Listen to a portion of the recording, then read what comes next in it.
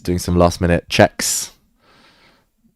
Some last minute tech checks. Some last minute prep.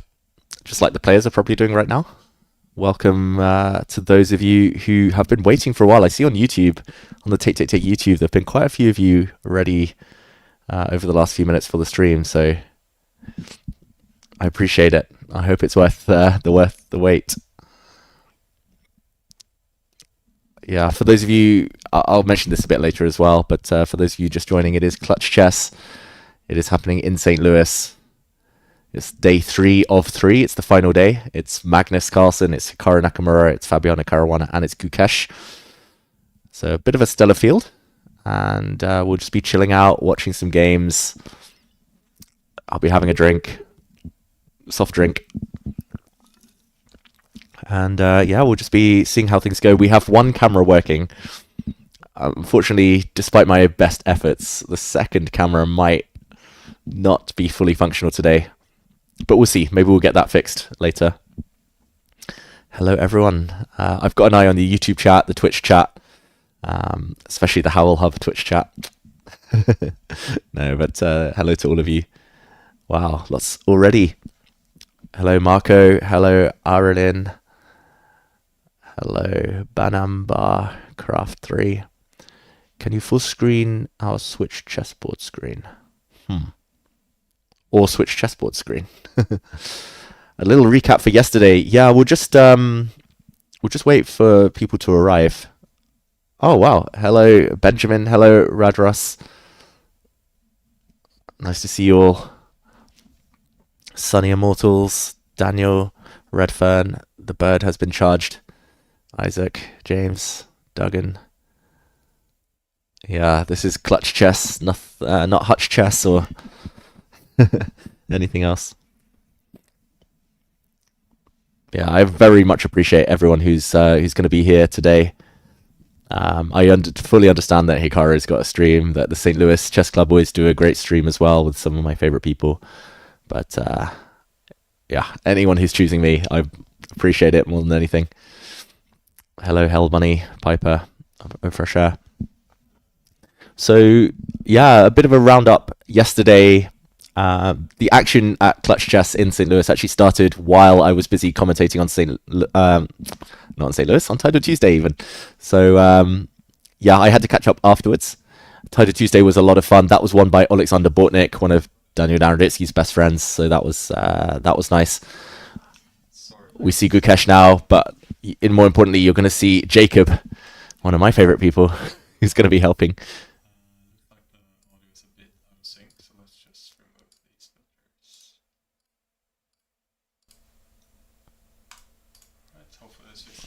Okay, awesome. Wow, hello Ella Carlson. How are you? Long time no see. It's calling me the goat, Ella. That word should not be bandied around lightly, but I'm honoured. We'll see many goats of chess in today's stream. And we see Gukesh taking his place. He's waiting for Magnus to arrive. Ella, yeah, if I knew how to make you a mod or a VIP in this chat, I would. I would if I could. Okay, Hell Bunny watching from Marbella, very jealous. Yeah, so yesterday's action, essentially it was a good day for Magnus, and it was a very, very good day for Fabiano Caruana. Not a great day for Gukesh, who was the leader after day 1. Gukesh didn't win any games yesterday, struggled a bit, lost to Magnus twice, and Clutch Chess, it works in such a way that day 1 is important, but you get 1 point for a win, half a point for a draw. Day 2, doubly as important, you get 2 points for a win, 1 point for a draw. Day 3, all important, triple points, you get 3 points for a win, and still only 1 for a draw, 0 points for any losses.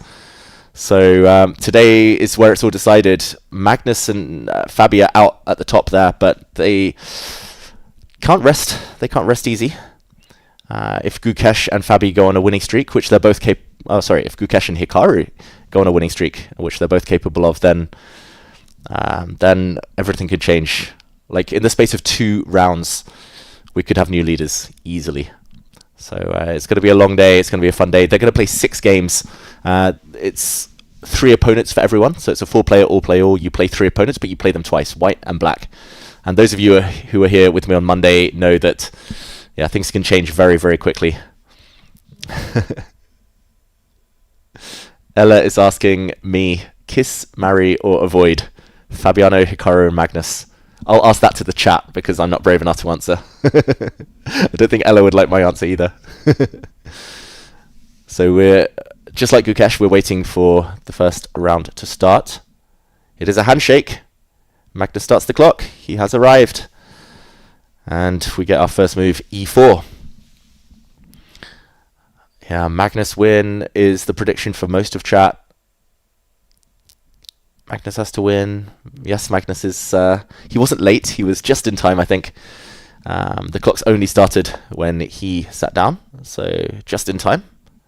It's rapid chess. It's 10 minutes plus 5 seconds increment after every move. We see the Spanish opening, the white bishop coming out. Not the Spanish exchange, which would have been bishop takes knight. The white bishop drops back. And Magnus normally brings his knight out now, but he's pausing for thought. There we go. He brings his knight out. Gukesh castles. This is an opening they've both been playing since they were kids. One of the oldest openings in chess. The Roy Lopez, named after a Spanish priest. Okay, let me know in the chat who you're rooting for. I'll try again. I've been preparing some trivia questions at home this morning today. So just like on Monday, I'll be testing your trivia knowledge, some general stuff. I know chat is very, very wise. So I'll see if I can trick any of you. But let me know who you're rooting for. Let me know who you would kiss, marry, or avoid.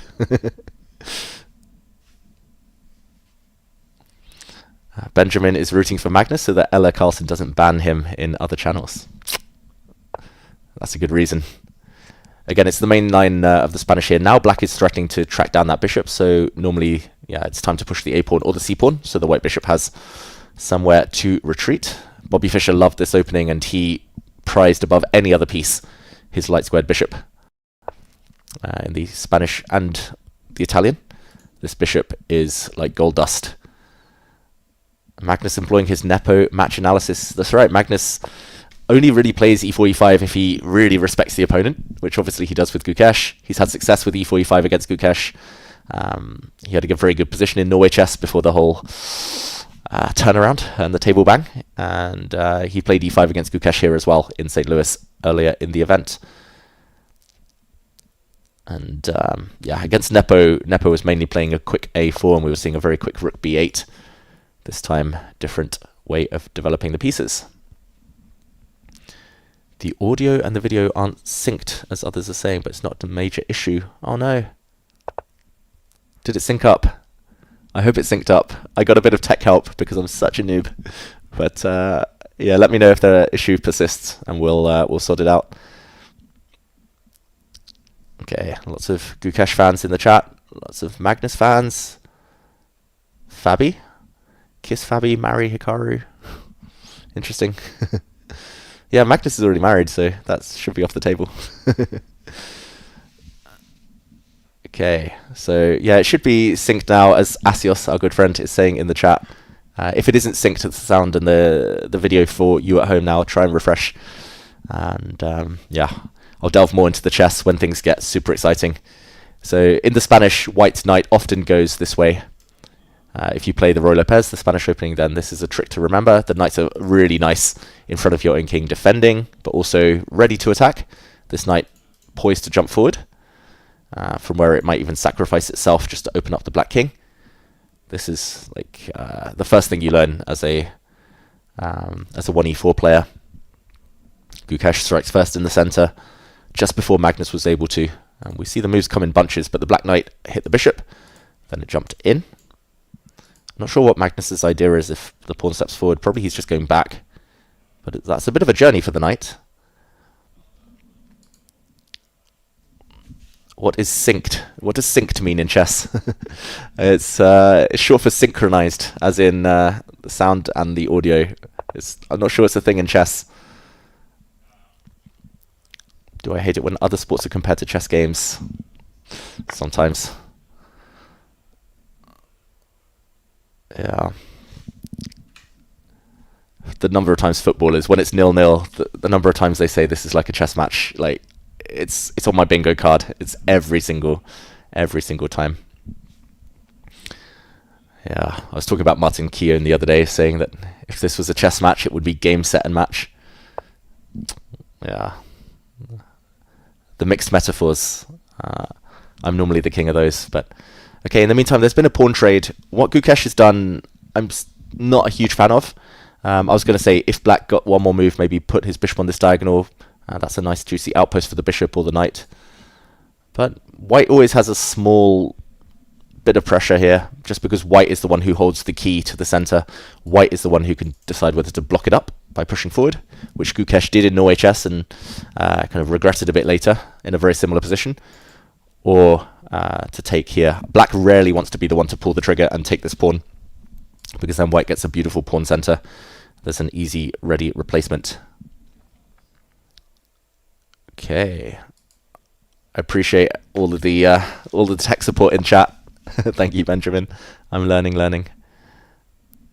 Okay, the queen slides across. I think Magnus's idea, because he's a bit cramped, is to try and trade pieces.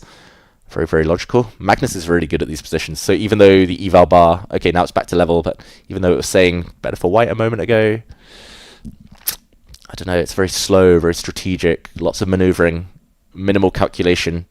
He's trying to not allow Gukesh to play to his strengths, which is understandable. Hello, Sekia Entertainment. Hello. Isaac, I am reading YouTube chat as well on Take. I've got 2 chats up, and I've got pictures of Magnus and Gukesh, and I've got a chessboard. I'm trying to multitask, trying to push myself to the limit.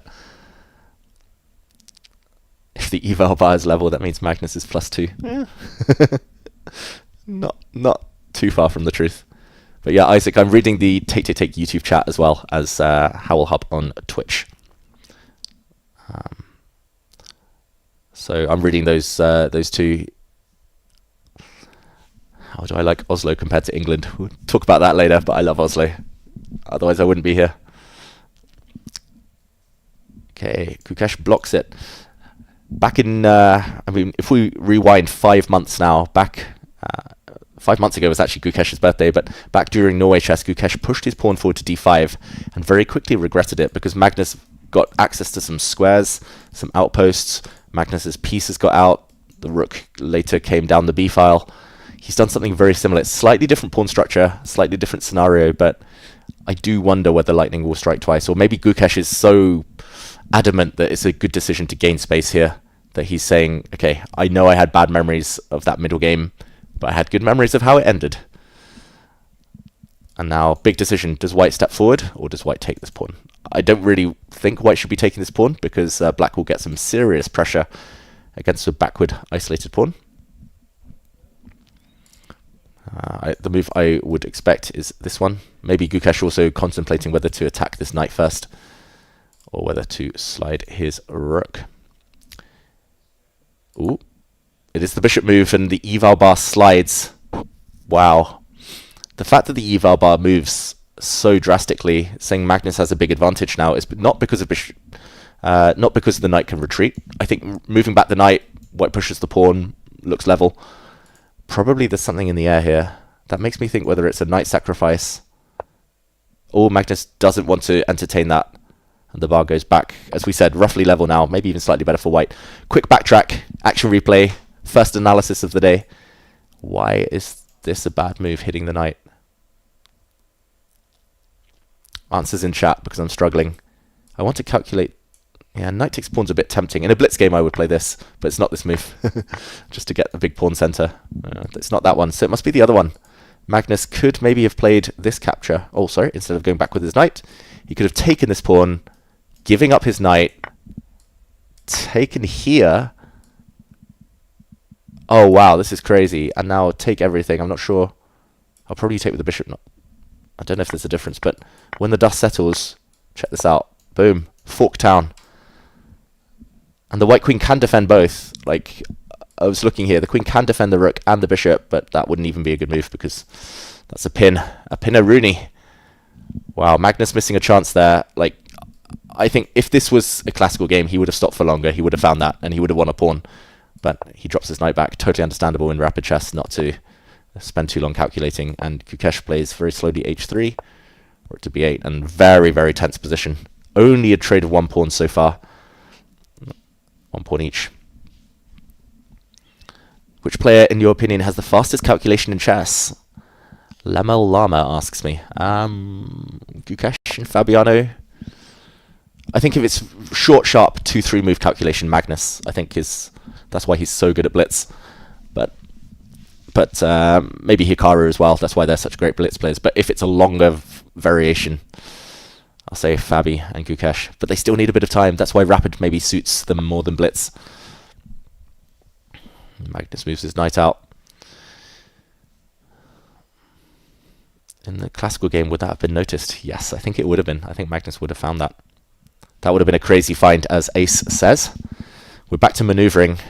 I think there is a threat. Yeah, there we go. The knight had to be taken. There was a threat of knight takes bishop, and due to the pin, it would have been way too uncomfortable. So white actually has to trade off his good bishop. He's left with a bit of a block of wood here. But the bishop will become good if black ever takes, and then one of the pawns is able to move off a light square. I talked about this the other day. A bad bishop is one that's stuck behind its own pawns. But it's got potential. It can evolve just like a Pokemon. It can grow, get better. Alareza has quick calculation as well, as Radio Graffin says. What's up with the camera lens? Which camera lens? Is my camera blurry? I hope so, because I'm not having my best hair day. Okay, let's very quickly peep in on the other game as Gukesh moves his queen. I'm expecting Magnus to put his rook on a nice juicy outpost now. Can't be challenged. There we go. Very natural move. Yeah, we'll peek in the other game. As mentioned earlier, sorry everyone, I haven't been able to get the camera working. I've sweat blood. I've cried. I'm mixing my metaphors again. But I tried to get it working. We tried with the tech side. But the other camera's not functioning yet. So let's jump into the other board. Quick action replay maybe? Nah. Not too much has happened here. So just a quick update then. That this looks very, very level. Level pawns. I'm going to guess this came from a Sicilian. It did. Hikaru's been playing these accelerated dragon Sicilians with a quick pawn to g6 in pretty much all of his black games in St. Louis, and mixed results. He lost to Magnus yesterday in this exact opening. This time Hikaru has a bit more stability. He's pushed his pawn even further forward to g5. Strong queen. Probably going to get traded off, and we'll see a level endgame. So looking, yeah, very, very balanced in Fabiano against Hikaru. But I think Hikaru is going to be the happier of the two, just because he's got more time on the clock. He's got the extra minute, and it's an endgame, which Hikaru loves these days. He's a bit of a grinder, which I'm a big fan of. I'm being told the camera looks okay. Thanks. I wore black today because I've been told it's slimming. Whoa, just as we go back to the other game, what's happened here? Magnus brought his rook in. It was looking roughly level. The bishop dropped back. Gukesh has been playing for some very slow moves. Like, he moved his queen to e2, then he moved it to c2 within 2 moves. He moved his bishop like all around the board. It went to b5, a4, b3, c2, d3, and now back to f1, back to its starting square. That's a lot of moves. Gukesh likes to do this, by the way. He likes to lose time with pieces. It's all very calculation-based. Magnus, it's more like where the piece is best. I'll move it then 2 moves and leave it ready for the action. Gukesh, it's like, okay, in this variation it needs to be there. This variation needs to be there. So it kind of changes move by move. So very different styles of play. G6, Magnus plays. Again, good logic. The knight might jump, so stopping it. This knight totally dominated now by this pawn. And rook to e to d1 is the blunder. Struggling to get my words out because it's like rook e to d1 and all these weird moves happening. Okay, why is this so good for black? Magnus doesn't find the best move, apparently, although he's still better. Just to check the eval bar. Wow. This was not easy. Not easy. I'm cheating here. I'm checking the computer because this is too complicated for me. This is too tense. Tactics I can calculate and I'll talk you through, but the strategy of taking this pawn first, and now white actually doesn't have control over these 2 squares. So if you take this way, black pushes forward and the white knight is kicked to a bad square. like here, and the black pawn's going to continue its march forward and break open the dark squares. The other capture would allow this pawn to step forward, and black's bishop actually suddenly becomes super powerful, unchallenged black bishop on the dark squares. So this would have been very good for Magnus. We've had a couple of moves. He moved his queen. Can't blame him for not kind of changing the tempo there. He just improves his pieces. Now he takes, however, and it looks like the same thing. Now he pushes his pawn. The rook's going behind. Pass pawn. Great potential. Strong bishop. Looks good for Magnus Carlsen. I think Gukesh just really should be avoiding these types of positions, not because they're bad for white. There's nothing wrong with them inherently. It's because he's playing against a player who understands them so well. Magnus has been playing the Roy Lopez with white and with black since I first met him back in like 2000 or 2001. So, I mean, Magnus has, 25 years of experience in this opening. Gukesh hasn't even been on the planet for 25 years. Yeah, I don't think he should be challenging Magnus in these main lines, especially when it's slow and maneuvering with minimal calculation. Gukesh needs to be more direct and attack Magnus if he wants to get a bit more success. Hello, Sam. Thank you for the kind words. Your favourite commentary.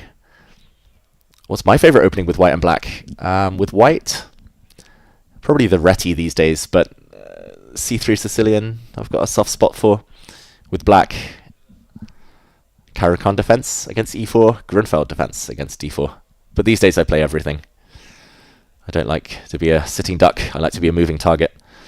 Gukesh's queen retreat, that is mysterious, but I guess the idea is to slide the rook across. There's still a bit of a pin on this diagonal, still a bit of a pin on the c-file. Magnus at least defends his queen. The unchallenged bishop. Yeah. The unrivaled knight. Magnus fianchettos his bishop. Magnus's next moves, by the way, are going to be these two. This is good chess strategy. When the opponent has a pass pawn, it needs to be blocked by a knight. Knights are the best blockaders. They can look over pawns. That's why knights are fantastic in front of isolated pawns and pass pawns. They're the only piece that can look over. And in my mind, knights are just really tall. They're just taller than any other piece because they can kind of they can see the top of the heads of every other piece. Especially those little pawns. That was a weird analogy to make, but trust me, knights are the best blockaders. They're also not too valuable, so like if you end up having to trade off a knight, it's not the end of the world. But if you put a queen in front of a pass pawn, anytime she gets hit, because she's such a valuable piece, anytime she gets attacked, she has to move, and the blockade is broken. Yeah, white's knights don't look good. The ideal scenario is white's knight coming to this square. Same strategy, block the opponent's pass pawn. But the problem is this knight is tied down defending this one for now. So it's a bit of a waiting game. As soon as Magnus goes back with a knight, Gukesh will go back with his knight. That's why Magnus started by putting his bishop here, just to defend this pawn, which will need to be held by the time the black knight comes round. Magnus looking very chilled on the camera, now up 1 minute. Yeah, tough position for Gukesh, who makes a move. Ooh, h4, h5, that is a weird inclusion. Like, when in doubt, push your h-pawn is like AlphaZero strategy. But this looks like a super juicy square. I said black's knight is going backwards, but he's just opened up this one for black's knight. And, okay, this square maybe is the kind of the one you can compare it to, but I don't really see what the white knight does there. It's easy to just take it off the board if you really need his black. But I'm just imagining, like, mind's eye, knight on this square, bishop coming back around where it came from. Dark squared weaknesses. Watch out for that to happen later. Knight g5 looks strong. I guess that's the most consistent move. Gukesh never plays the moves I predict. I can't predict, like, I predict most players' moves, I think, especially the likes of Magnus. I've got a similar style to him. I've known him for so long. I'm quite good at guessing Hikaru's moves, just because, again, similar style. It's very stodgy. It doesn't give much away. Like, he loves his endgames. But Gukesh, I just can never predict. Like, rook a3. In hindsight, I should have predicted this one. The rook was doing nothing in the corner. And the rook's not doing much here either, but it does hint that it might switch later. And, okay, I predicted that one. Magnus's knight coming forward. Shania, you missed those Champions Chess Tour days from Oslo Studio with Kaya and Ivanka, where you guys asked for selfies, and you were always so excited whenever your selfie was featured. Well, tune in to Tidal Tuesday every Tuesday because you might get that chance again. No spoilers. But yeah, I miss those days too. But we're trying to... chess has to evolve, right? And we're trying to create new magic. Ooh, this is very nasty for Gukesh now. Watch out. On day 1, there was a bit of a disaster for Gukesh. He actually resigned in a drawn position against Magnus because he was under such severe pressure on the back rank, and Magnus is trying to do the same thing. There's also tension down this diagonal. He's not using the bishop yet, but watch out. The black bishop could come this way, hit the queen, could come back and team up with his own pieces. This rook move looks so scary. You can't take this pawn because the black rook wins the queen. I think Gukesh has just been totally outplayed. This is, unfortunately, this is what happens occasionally to Gukesh in these blitz and rapid games. It's like, especially when it's just maneuvering, like Magnus has talked about it, the feel of just where to put the pieces. That's still not quite at the same level as the other top guys, but if it's a tactical battle, as Gukesh showed on day 1, he can beat anyone on his day. He can trick people, he can outmaneuver, outcalculate them, but not when it's such a slow fight. Getting hit from every angle now. Yeah, bad opening choice, as Sam says, for Gukesh. I think it's that simple. Like, obviously, he can't blame the opening. Like, Spanish for Lopez, white is normally slightly better. But, yeah, it's looking tough now. Yeah, you have to go here. Only real safe square that wouldn't have been hit by the rook. But, yeah, I'm expecting either the rook to come in. Another move I really like is just to kind of nudge the bishop forward. Just sit in the white half of the board. Just make your opponent feel a bit uncomfortable. Magnus plays it. I mean, firstly, there is a threat, like hitting the knight, which might just have to retreat, by the way. Gukesh might be forced to play the saddest move in chess history. Not just because a knight in the corner... I mean, there's a rhyme for that, but I can't remember it. A knight in the corner is just horrible, basically. But also because the black bishop nearly threatens some checkmates. Not quite, because the other knight defends, but... Ugh. The problem with that knight as well is, like, I'm going to put it on the board. Gukesh is going to have to play it, I think. But, like, your next move is going to be g3. Like, if black just waits, your next move is g3. The bishop goes back, and you laugh at this knight. You're like, wait, where are you coming out now? White's just a piece down. Let's go back to the game. Magnus didn't play a chill move like I was suggesting. Of course, he's going to play something a bit more direct and aggressive. Momentum black. This really reminds me of their game at Norway Chess, where Gukesh ended up winning.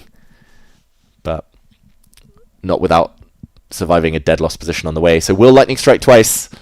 Will Gukesh turn it around against Magnus with white? Or is Magnus going to get this win?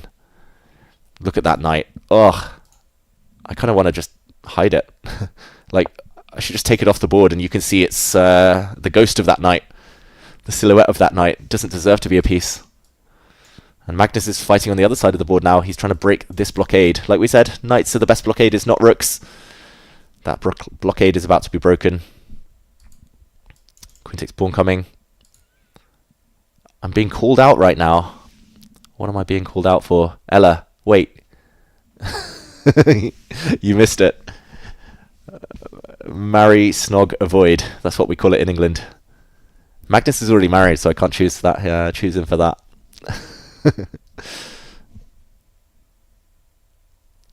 Oh, Ella, that's mean. That's mean. And there we go. It's already resignation. Gukesh resigning after just 39 moves with level material on the board. I say level material, but he's essentially a knight down, and that's because it's just too strong. This black pawn, like this rook is about to be forced to make a decision. Rook takes rook, for example. I think black can take in either direction, but this one looks good. Attacking the white queen. Probably there'll be a check. Takes, but this pawn wins the day. Like, you can blockade, but not for long. Like, black's queen can take this one, can take this one. Yeah, it's just hopeless. Like, probably I would take this pawn and then just move the black queen next, and a4, a3, a2, a1, new queen. Wow, this was the final position, folks. Level material, but domination. What can I say? Let's go to the other game. We don't have the cameras for that one, unfortunately, but we do have a time scramble. 1 minute for Fabiano, 2 minutes for Hikaru. Yeah. I'm going to amend my earlier statement that Hikaru is happy. I think maybe Fabi's the slightly happier of the two now, because it is quite blocked, and knights are more agile than bishops. That being said, Hikaru is Hikaru. He's going to put his bishop on this square, and the bishop's going to control any knight jump, any square the knight wants to use. This is clutch chess. Everyone's saying GG. Magnus is the GOAT for a reason. G for GOAT.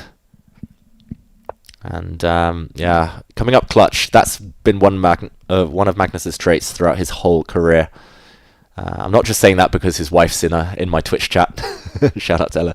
I'm saying that because, like, if you look back at history, Magnus, so many moments he's been up against it, and he always seems to pull it out when he needs. I'm thinking of 2016 World Championship match when he was on the ropes against Karyakin, 1 point down with just 3 games to go, and he managed to win, won the tie breaks. In 2018, Fabi had him up against the ropes again. Fabi pushing him to the limit, and yeah, eventually Magnus did it in the Rapid. So many World Rapid and Blitz titles as well, won in the last couple of rounds, won on tie breaks, and Ella pointing out that I think Kasparov is the GOAT. Are you calling me out? I mean, I said that in the lie detector. If you haven't seen it, go check out the lie detector with me and Magnus. But yeah, I mean, it's so close now. It's like Kasparov did it for so many years. He was number 1 for 20 years. So I'll revise my statement in a few years' time. How about that, Ella? This one, in the meantime, I have a feeling 1 minute versus 1 minute now. I have a feeling it should be a draw, but Hikaru is trying to play on. He's going to wait till Fabi's down at 10 seconds, 15 seconds, then try and trick him. Magnus against Fabi will be interesting. He can't lose 3 in a row. Yeah, yesterday Fabi beat Magnus twice. It was very, very impressive. That's why Fabi climbed the rankings so much. We'll look at the standings after this round, so this mini match of 2 games each. But Fabi's there and thereabouts, again pushing Magnus to the limit. Fabi actually on day 1 should have beaten Magnus 2-0 as well, so if he'd converted all of his good positions, Fabi could have beaten Magnus 4-0 up to this point. But on day 1, it was 1.5 to Magnus. Remember, wins worth 2 points. Draws just worth 1. So, yeah.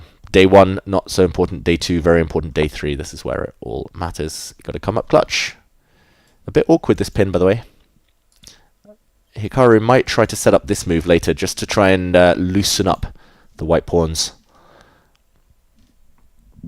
If Kasparov retired, if he never retired even, would he still be number 1? I think not. Kasparov is how old? 62 now? I think he was born in 63, Kasparov, so 62 years old. Magnus and Gukesh, meanwhile, getting back to their seats. Will they be allowed to start if the other game's still going? I wasn't here yesterday. We never had that issue on day 1. So let me know, folks, do we think we're going to see another game between Magnus and Gukesh start in the next few seconds? I'm getting confirmation from RUB9. Thank you. April 13th, 1963. Kasparov's birthday. Kasparov's lucky number was 13. Born on the 13th world champion. And we have the other game going. This one, I'm going to leave it. I think this is going to be a draw. Hikaru is going to use his bishop. I'll update you on this result when it comes in. But let's go to the next game between Magnus and Gukesh, as it is another Spanish. They can start. Thank you in the chat. Kimiko, Rinkush, Fazal. That is because I think it's a mini match. So probably between rounds. This counts as round 7, and it's game 2 of round 7. Between rounds, they probably have a longer break. But during these mini matches, they can get going within 5 minutes.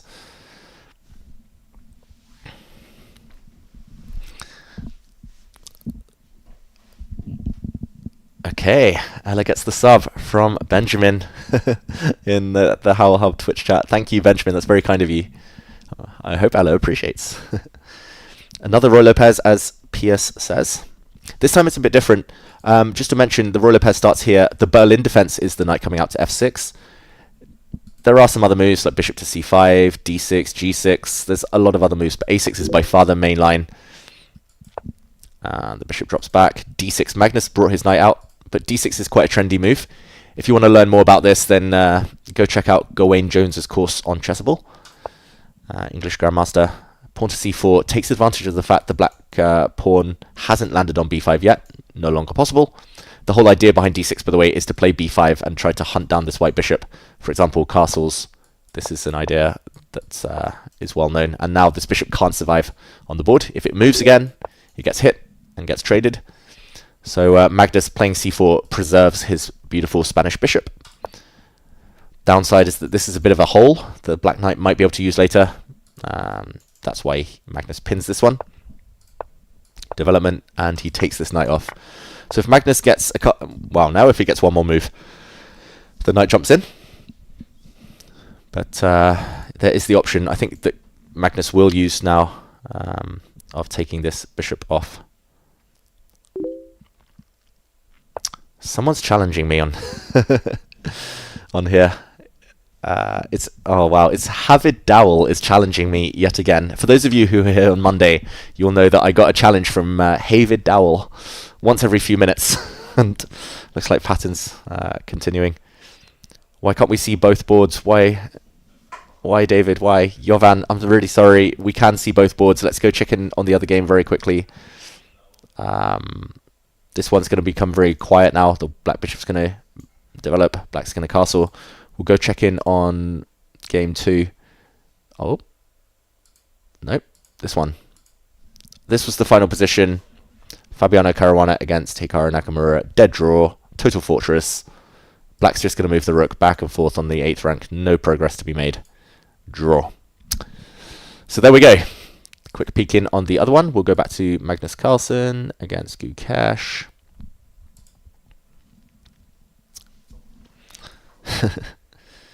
Thank you, MS. The last game of Leko's World Championship match was a Roy Lopez. Was it a Roy Lopez? Probably. Leko and Kramnik, they did debate the Roy Lopez a lot. Famous game in the Marshall where Leko won with some fantastic preparation.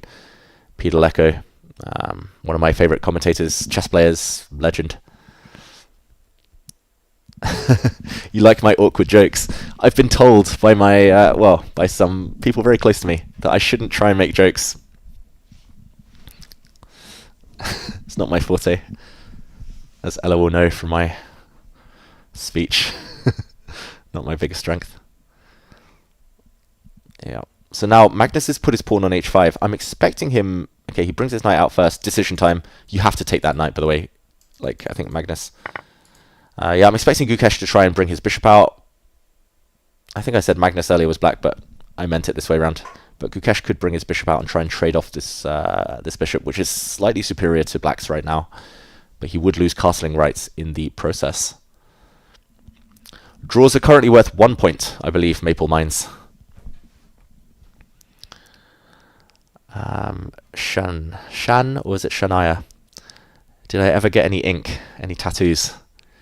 I did want one, as you mentioned there. I want a chess-themed tattoo. Not yet is the answer. I'm not brave enough. One day. I'm still open to design suggestions as well. Bro, David, a 225k subscriber YouTuber is questioning you. What headset do you use? Answer him. Who's that? Let me know. Who is asking me that question and who's got that many subs on YouTube? I'm biding my time. I'm buying myself time even because I don't know what headset I've got. You'll have to ask the kind folks at Take. Time pressure even with tattoos. Magnus is changing the pace of the game in the meantime. I think he sensed that if we just go back one move, if black gets 2 more moves, if white, for example, plays g3, just to protect this one, allowing castles, let's say a few moves down the line, black's going to put the knight here, black controls this square, black's going to get castled, and black's going to be the one who breaks out. This would have been a big kind of strategic gain for Gukesh. So Magnus breaking the center He's very good at sensing the right moment. Whether this is the right moment will be seen shortly. But he has changed the structure because he sensed the trend going against him. And this is hard to defend, actually, this pawn. Only one way I see. Gukesh is definitely calculating what happens if he moves his bishop and allows this pawn to fall. For example, bishop move... Oh, there we go. He plays it. Knight takes pawn now. Feels like a mistake because queen d7... Okay, eval bar still says slightly better for white. Maybe I'm missing something. But the knight now is almost trapped and would have to use some really awkward squares to escape. I was going to say the black queen could start jumping like queen a4, and this looks quite nice for black to me. Like nice pressure, beautiful pressure on the diagonal. This is what Gukesh wants. But Magnus is calculating. And okay, this is the live position. Magnus took the pawn. I actually thought like the fact that the bar was slightly on white side is maybe because of e5 and queen takes pawn check is the idea, but Magnus wanted none of that. Probably black just castles, and the white king's actually the one vulnerable in the center. Okay, back to the live board. I'm going to stop messing around with my variations. Magnus plays it now. Pawn takes pawn. The idea is knight takes, and this is winning according to the bar for Magnus. Queen attacks the rook. Knight attacks the queen. Can't defend everything. There's also a hit on this pawn. You can save 2 of those 3 things, but not all 3. And yeah, so pawn takes pawn will not be played. Gukesh's master calculator. He's going to dodge that. Probably he castles. Interesting. Why is it not 1.5 for a draw?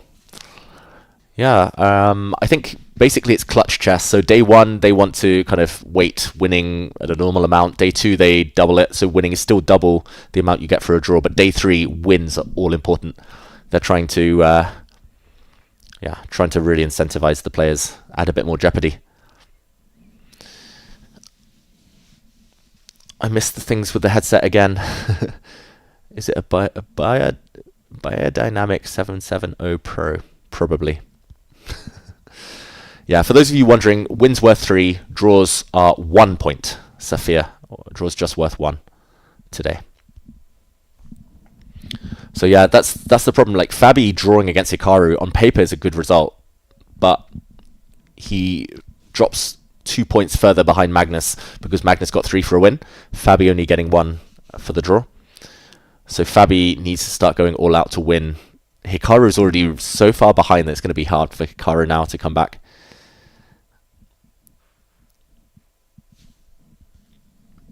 Okay, tense position. I mean, most humans would castle here. Once you realize that pawn takes pawn loses, as we showed, pawn takes pawn, knight takes, double hit, kind of triple hit as well. Once you realize that, like most mere mortals would castle, but Gukesh is not just anyone. I'm wondering what he has up his sleeve. I don't really see any other candidate moves, to be honest. Like, castles is so natural. I guess white will do the same, but then you can take this pawn. Like, the reason I say castles is because it's quite dynamic. You get your king to safety, you connect your rooks, defend this guy. If white gets greedy and takes now, then this just looks horrible. Oh, wait, maybe knight e7 check. Ah, this is the issue. This is why the bar says better for white. This is why Gukesh is a better player than me. This is actually an awkward check. I thought like the black king just moves, but there's this pawn hanging in a lot of variations. Yeah, even if white just castles, like, and then drops the knight back, clear extra pawn for Magnus Carlsen. So let's go back. Gukesh reluctant to castle. Wow. Okay, what else though? Gukesh, I don't know if he should be spending 3 minutes on this move though. Got to speed up. It's just 10-minute chess. I'm getting some messages, some texts from friends. What's happening here?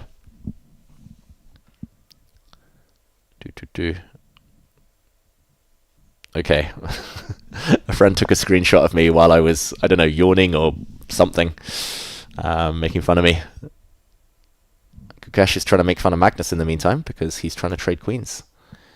He's saying, I know you're the best endgame player of all time, but I can take you down in an endgame despite being a pawn down. That's very interesting. Eval bar approves, by the way. It doesn't move at all. That would not be on my radar. Firstly, because it's against Magnus, you don't want to trade queens. Secondly, because, I mean, you're a pawn down. Like, goes against all conventional wisdom. But the whole idea, firstly, you activate the black rook. Now there's pressure here. Maybe the black rook even moves up the board. But also, mainly, you get this square for the knight with a check. Like pawn takes pawn now. This knight as well, almost trapped, we mentioned. Like, you've got to be really careful. Like, black can... Wow, the bar sinks. I was going to say a5 and trap this knight. But maybe just king here first. Like here, you just... You know, oh, wow, actually, yeah. I'm hanging pawns. Magnus, I wonder whether he'll trade those queens. How will he recover from that surprise? Great move by Gukesh. That's why he's such a good player. Giri versus Nepo. Who do I want to win? Speed Chess Championship. I like them both equally. That's the diplomatic commentary answer. Who do I think will win? I think maybe Giri, small favourite. Just form-wise, Nepo's lost a lot of rating this year. Giri's gained a lot of rating. So I think Giri may be a small favourite. James Duggan, a draw is worth 1 point today, at least according to what I read on the official rules. So I read that it's still worth 1 point. It was worth 1 yesterday, worth 1 today. Maybe they changed it. Maybe my info was outdated. Magnus keeps the queens on. Wow. This is wild position. Like, black's a pawn down, but can't win it back. Surely sooner or later you castle. If Gukesh really wants the queens off, you can play this check, but the difference is black's h-file not open anymore, and this knight can't get to d3 quickly. And let's go back, because Gukesh did castle. I saw on the camera there. There we go. Magnus has got to do the same, surely. Yeah, as Benjamin says, the king in the center. Like, I'm so anxious anytime I see a king like this. Like, you can get mated. If you take your eye off the ball, you can easily get mated. Knight check or rook check. Too scary. Get castled. And that comes at the cost of this pawn, but I don't think black has time to take it yet, because you drop another pawn in the center. Wow, crazy, crazy. James Duggan, yeah, I mean, you made the logical call. Like, a draw worth 1.5 points, keeping it like exactly half of what a win is worth. It's fair, but it's like football now. It's like football scoring, right? 3 points for a win. That's soccer scoring. 3 points for a win, 1 for a draw. Really trying to force players to take risks. Like, if Fabi, for example, against Hikaru, he knows Hikaru is probably not going to fight for first place anymore. Fabi still is in with a shout, so he probably wants to take a risk against Hikaru, because he's like, okay, even if I lose rather than draw, I drop 1 point, but I'm giving someone who isn't really a rival for first place 3 points, so that's fine. But Fabi against Magnus might be like, oh, if I risk it here, if I lose and he wins, then he takes a 3 point lead over me. It's all about maths. Someone the other day asked about how chess crosses over with mathematics. I finally found it. Basic arithmetic. Basic counting. Football, not soccer. I'm learning the demographic of the viewers.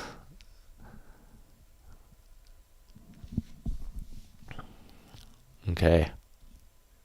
Okay, trivia question. Earlier I mentioned Kasparov's lucky number. If you can remember that. Those of you who just joined, you can try and work it out. What is my lucky number? No, I'm joking. I mean, you can guess that as well. I was going to say, what is Gukesh's lucky number?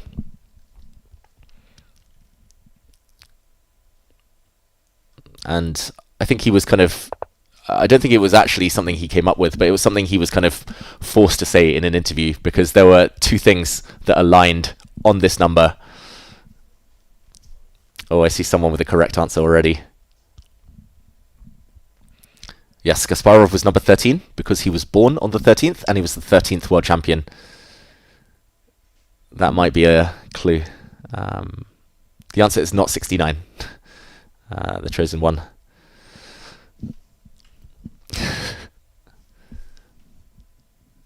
There's lots of 67. Why 67? Let me know in the chat. 42? It's not 42. Although that number is the meaning of life, apparently. As we see, yeah, some maneuvers. Black's hitting this knight, by the way, like X-ray defense. Wow. Attack met by counter-attack. That's top level chess. Yeah, those queens. Benjamin was struggling, so queens off the board hopefully helps. Magnus now has a big question to answer because this pawn is just hanging. And it's level material again, by the way. Magnus grabbed a pawn on h4, so level material. I don't see any way to defend this pawn other than going back with a knight, which looks horrible, looks passive. Never fianchetto your knights. This should be a bishop, not a knight. Or dropping this bishop back. I saw the bar slide when I suggested knight b7, by the way. Magnus doesn't go defensive. I would have played bishop f8 just to defend this pawn, try and trade off bishops. Magnus is hitting the rook instead, wants this pawn. Maybe even actually wants to go round this way. The meaning of life is 42, as anyone who's read Hitchhiker's Guide to the Galaxy will know. 67, a lot of people were saying. It's a Gen Z meme. Way over my head. I mean, I know I have the skin and looks of an 18-year-old, but I don't have the memes or the knowledge or the lingo. Wow, Dolphin Beak. Howell, you look good. I remember years ago you used to be overweight. Wow. Thank you. I'll take the compliment, I think. That's a lot of snacks. Oh yeah, Magnus is white. I meant that. Sorry, everyone. Yeah, Gukesh, by the way, for those of you who said 18, correct. 18 is the number. Gukesh was 18 years old when he became the 18th world champion. Sorry, everyone. I was a bit tilted by the overweight comment. Probably harsh, but fair. Magnus has blundered in the Gukesh has blundered in the meantime. Why do I keep saying that? In my mind, it's the right way round, but my words are wrong. Gukesh has blundered. What? I was going to say, yeah, let's go back. I'm going to correct my mistake. I admit when I blunder, which is a lot daily. In this position, if it were Magnus Carlsen with black, which I should have been saying, bishop f8 I think would have been the move. He and Hikaru, the reason they're so good at endgames is they know when to be active, when to be passive. They can combine both. Gukesh never defends passively. Bishop f8 I think computer actually agrees. I see the bar. This would have just led to an equal endgame. This pawn's a bit weak, but can't be attacked. Instead, Gukesh went active, hunting pawns, but now, yeah, I was going to say, like, I don't really understand his last move, f5. He's hitting the rook, but he's forced it to a really good square. We'll catch up with the current position. The rook is just winning this pawn now. The knight drops back. He's basing it all on tactics, Gukesh. He's now taken this pawn, so rook takes knight, level. But it's so loose. I'm expecting this bishop to move, because what else? Black is actually threatening rook takes knight anyway. Like, for example, rook d1, rook takes knight, and if you take the rook, the bishop drops. Black is actually doing very well here. 2 pieces for the rook. But if we go back, Magnus drops his bishop back, and look, this knight cannot move now. There's a fork in the air. I got it the right way around, I think. Despite looking 60, according to Abdallah. I'm 2 weeks older than Magnus. 16 days, actually.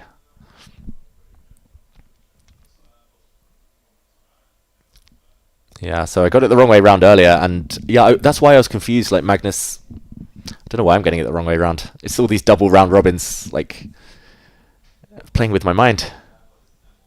But yeah, Magnus would never defend so loosely. Like, this is hanging now in some variations. This is hanging, very importantly, and this knight check is scary. He defends with his rook.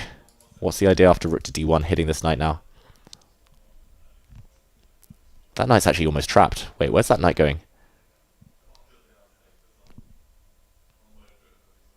Probably he's trying to counterattack against white's knight. I'm trying to do some quick calculation, everyone, but not my forte.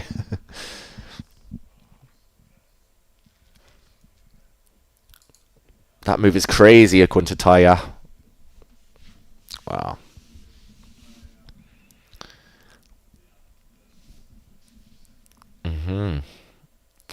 I wonder what the idea is. Rook to d1, rook to c8.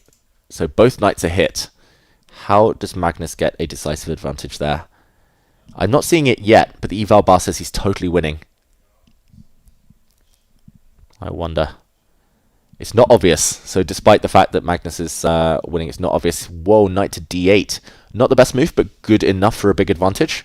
That's classic Magnus. If he sees a good move, he'll go for it. That's a double attack. The knight's coming back as well with some fork ideas. Would I not defend the title? Stefan asks. I would love to be world champion, first of all. I don't know. I mean, only Magnus can make that decision, right? The world championship title that he walked away from. He's got plenty of other titles on his CV. What are the top 3 to 5 scalps I've got in my career?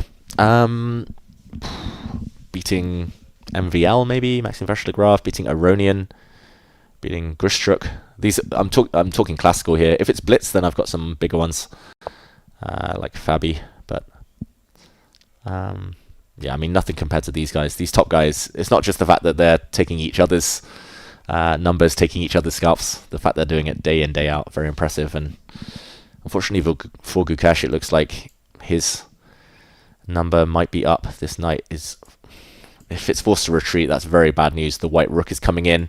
This pawn will hang. Double attack. People are telling me that Hikaru is struggling. Let's very quickly peek in. Oh, this looks scary now. Yeah, we'll jump to the other game very quickly, then we'll come back here for the time scramble. This game still has a long way to go. Hikaru, whoa. I'm just counting the pawns, and Hikaru is down 2 pawns with white. Not just that, but this white king, clearly a bit more of a target than the black king right now, which is super safe. Hikaru is going down, it looks like. I wonder already whether there are tactics. I mean, worst comes to worst, you just double up and set up some traps. I mean, I might even eliminate this knight at some point in the near future if I'm Fabiano Caruana. So Fabi looks likely to beat Hikaru. Let's go back to the one we see on our pictures, on our screens in front of us. The black knight was forced back. But this is a free piece, no? King takes knight, check. The king moves and checkmate. That is over. Just to show that's everyone. King. Okay, Gukesh plays another move. He attacks the white rook, but takes, check, check, and mate. Oof, that is brutal. Maybe missed from afar, but not much Gukesh could have done. He's attacking this knight, the rook instead, and whoa, that's brilliant from Magnus. If I knew how to give double exclamation marks, I would give that move a double exclam, because he's hanging this rook, but he's trying to get in. And again, if you take the knight, you get checkmated. This is a very typical puzzle rush type of checkmate. GG. And if you take the rook, meanwhile, the white knight saves itself, and it's 3 pieces attacking. And it's a handshake. Magnus beats Gukesh again, 2 in a row. 2-0 yesterday for Magnus against Gukesh. 2-0 today. He won 5 out of 6 games against Gukesh with 1 draw this tournament. If I remember correctly, if I'm counting correctly. 1.5 out of 2 on the first day, 2 out of 2, then 2 out of 2. Tough times for Gukesh, who showed he's a very good rapid player, but unfortunately not quite enough against one of the GOATs. Gukesh will come back stronger. He'll definitely learn a lot from this, but I think the main thing to learn for Gukesh is to not always kind of go like so hard. Like, you don't have to do that all the time. He's kind of opening up weaknesses for Magnus to go for.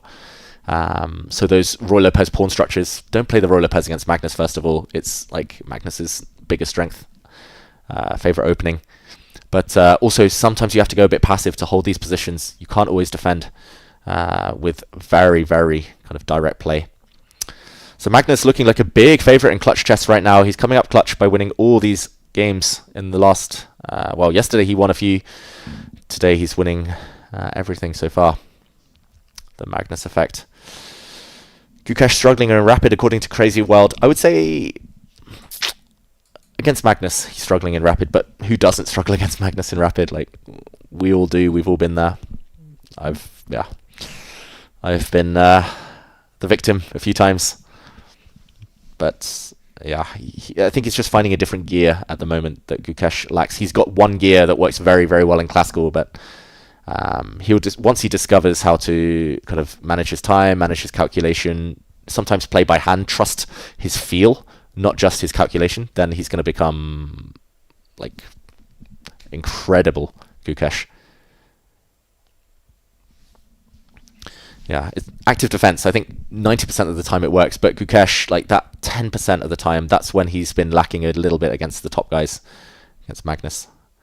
In the meantime, we're back to this board. Hikaru Nakamura in big trouble still, although he's won back 1 pawn. It's currently 5 versus 4. Counting, that's what you came for. That's why you stayed. Thank you everyone who's here, by the way. I really appreciate it. Hope you're having a good Wednesday.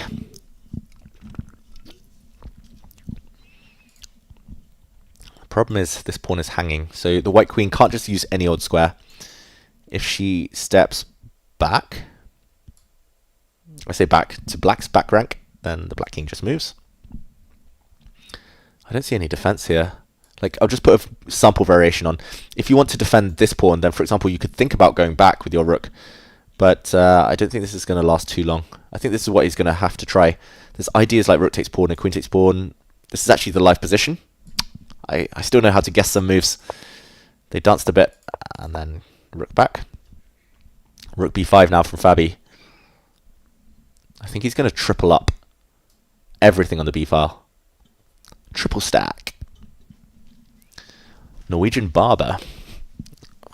That's who I use to cover the thinning hairline.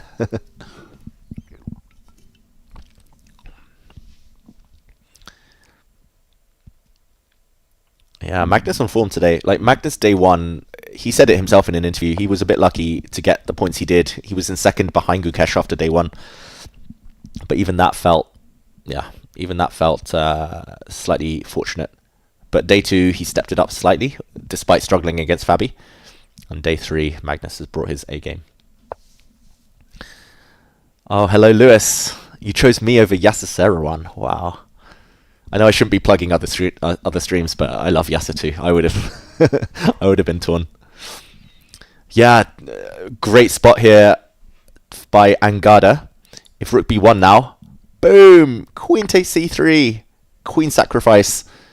I've just been recording a queen sacrifice video. Actually, it's a brilliant move video about Title Tuesday from yesterday. That's going to be on the Take YouTube channel soon, or on social media, or on both. And yeah, very similar ideas to the one Bortnik used to win Title Tuesday yesterday. Beautiful. Thanks for mentioning that one. That's why the white queen came back. He's still got to win it, Fabi. He's been procrastinating a little bit. Okay, some quick moves. The last moves, they came in a flurry, so I'll quickly show. Queen to g5, that's very important. Queen trades help black. Black has 4 versus 1 on this side of the board, versus 3 against 1 on the other. But queen trades still help black, so that's a theme to watch out for. This rook is also hit, so queen takes pawn is not possible. The queen went back, live position. It's not easy now anymore. Like, the problem is, for white, you want to push your pawns, but your king's on that side, you weaken your king. For black, you want to push your pawns, but you weaken your king if you go too hastily. I expect Fabi to push this one at least, though. That doesn't weaken the king too much. He really wants to trade the queens. He's adamant. He's trying to force it. Oh, hello. Sudstengu. Ah, you read my columns in the Times. I'm glad you enjoy the stream as well. Yeah, I write for a newspaper. For those of you in the UK, I write for the Times on Saturdays and Sundays. So you can always find a bit of an intro. I always talk about a topic. Then there'll be a game and a puzzle. I enjoy it. I've been doing it for, nearly 9 years now. Wow, that's crazy. So I'm glad you enjoy. As for the streaming, I saw someone asking about partner on Twitch. I blundered. I fulfilled all the requirements for partner on Twitch, and then I forgot to apply. Now I have to wait another 30 days. Sag. I don't know why I said Sag. I'm trying to be down with the kids and Gen Z. But yeah, this position, meanwhile, not much is changing. I mentioned it. The current status quo is black pawn up, but reluctant to touch these 4 pawns, or reluctant to push them too far at least, because he's scared of weakening his king. White's king on the back rank, vulnerable, but otherwise safe. Oh, I got the hiccups. Oof, hiccups suddenly. Sorry, everyone. But, okay, suddenly it's level again. The white queen has to defend this pawn. Watch out though, the black king is vulnerable. White's next two moves, rook h1, queen h2. Checkmate. Oh dear, Fabi. Oh, he's choked a few winning positions. I really fear for him now. That is an open file.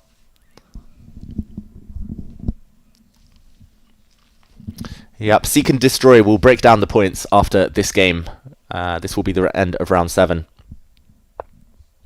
Oh, I said I feared for him, Fabi. It was level when I said that. Now suddenly, it's GG. Game over. Queen h2. Hikaru, how does he always do this against Fabiano? He doesn't play queen h2. Wow. Okay, he takes a pawn instead. 3 pawns. He's still the favourite now, Hikaru, because his king is safer than black's king. He's the one threatening the checks. Clutch moment coming in, but quick action replay. Queen h2 was totally winning, threatening checkmate. If the black rook stepped back to block, now this check. The king can't go back, checkmate. Instead, the king has to go this way, and now check this out. Check. If he goes back, attack the queen. And when the queen moves, this is... Oh, sorry. Go this one. Check. Checkmate. This was a winning sequence by force. Hikaru missed it, but let's see if he can find it again. Suddenly, black's better. Wow. Fabi's the one turning it around now. Hikaru, I said his king was safe, but he's kind of gone all in on the black king. The black king's surprisingly safe next to its rook. Like, you can give one more check, but no more checks. That's the key. He who gives the last check gets the last laugh. I just made that up, but I hope it makes sense. Queen back, protecting the square. He who checks last laughs last. Computer's saying totally winning for black, but I think there's a few more twists and turns ahead. There's still some angles you can get checked. Fabi, meanwhile, doubling down, tripling down on the checkmate idea against the white king. Hikaru is going to regret not having pushed his pawn to a3 earlier. Sorry, I've lost track of the chat a bit because this is such a crazy moment. 12 seconds for Fabiano. Remember, everyone, it's a 5-second increment they get, so you can't think too long. He blocks the check. This check, I guess he can block again. Does he have more than a draw, though? Will he just repeat the position? Wow, I thought that was checkmate. I thought rook down checkmate, but black doesn't have enough pieces defending due to a pin. This black rook was pinned, so quick action replay. E2 was the move. Now defending this square, and the king shifts. Still some work to be done, but Fabi is winning. Don't know how to get it done. Probably I would trade one set of rooks and then try to use my queen, but someone's going to get checkmated at the end of this game. It's major piece central. Major piece. And who's made their peace with the king march? Wow, Fabi's finding all the right moves. Look at the king.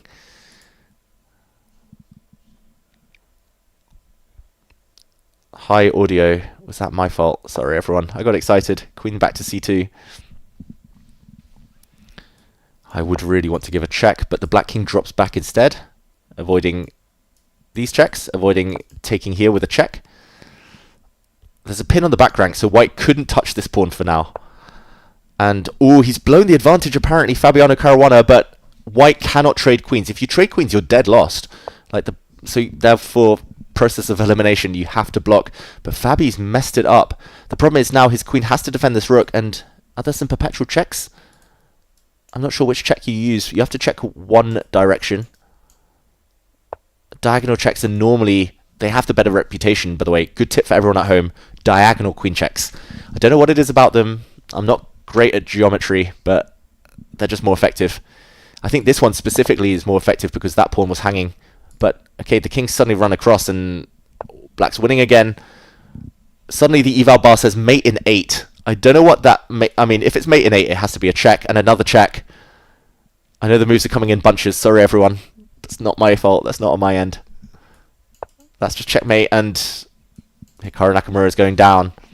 Still says mate in 8, but Fabi's going to win the queen. Only way to survive is to throw the queen in the way, and we're going to see the result pop up any second. Look down here somewhere. It's going to be a 0 for Hikaru and a 1 for Fabiano. There we go.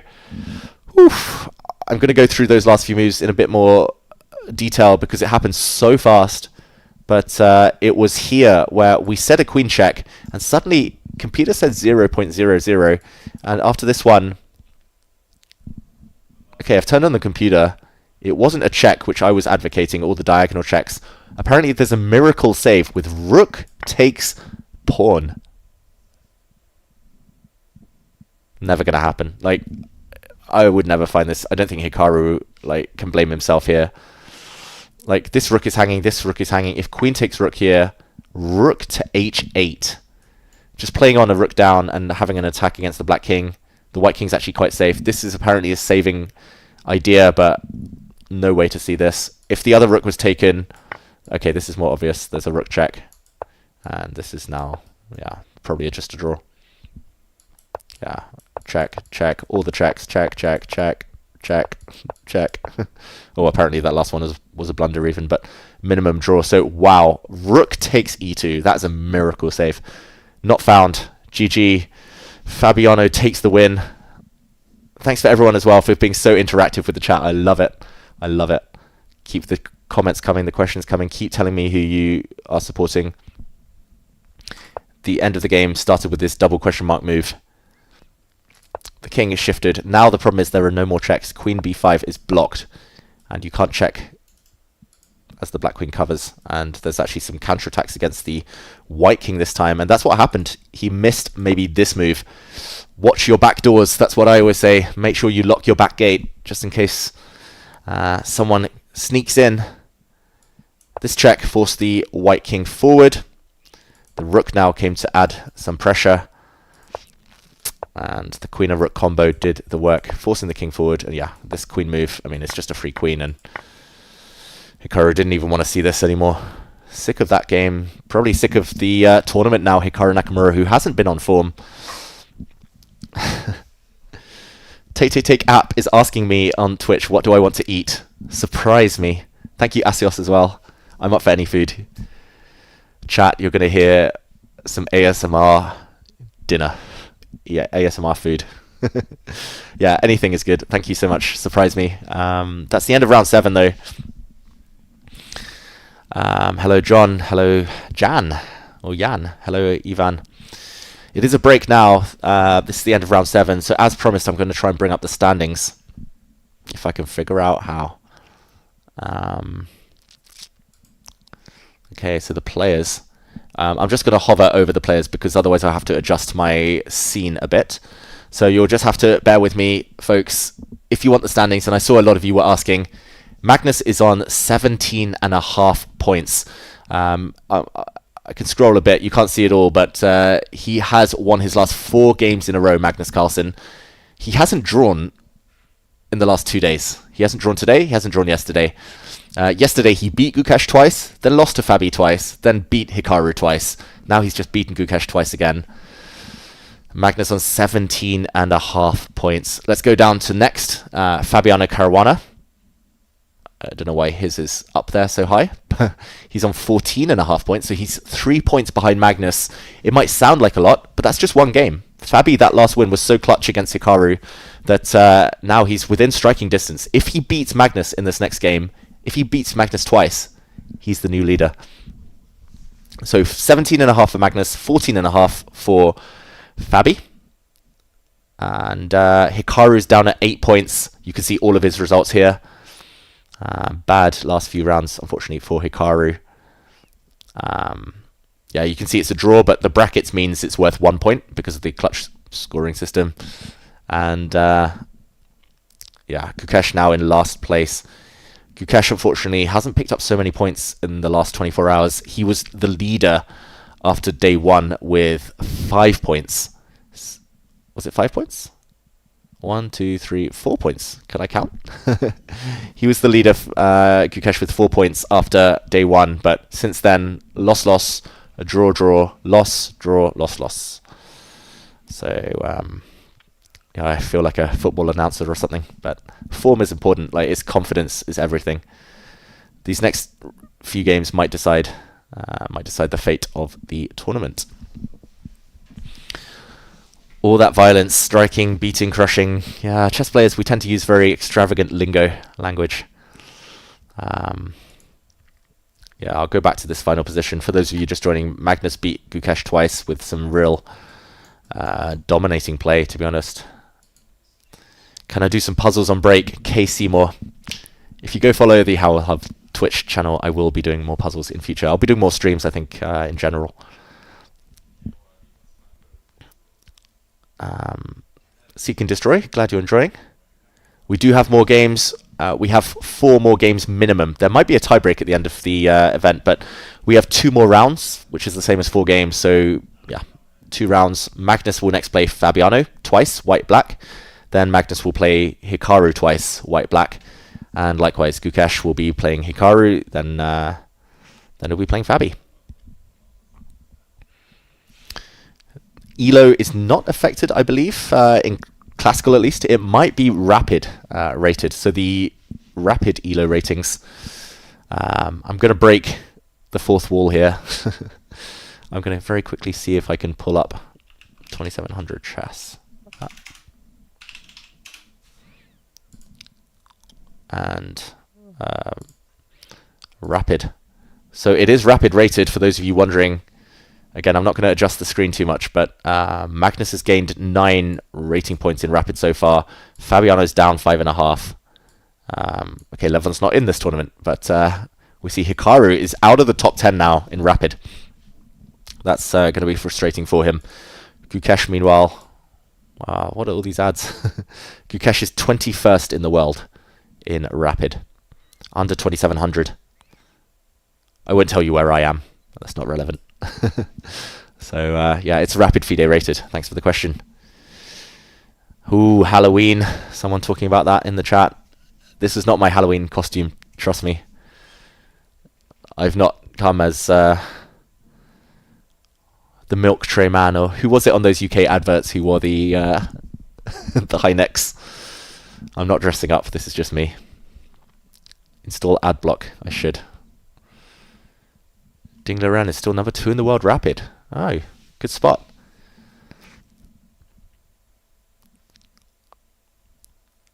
Okay, let's catch up with the chat. Hit me with questions now. It's the break. This is the first big break of the day. We'll have another one after the next round.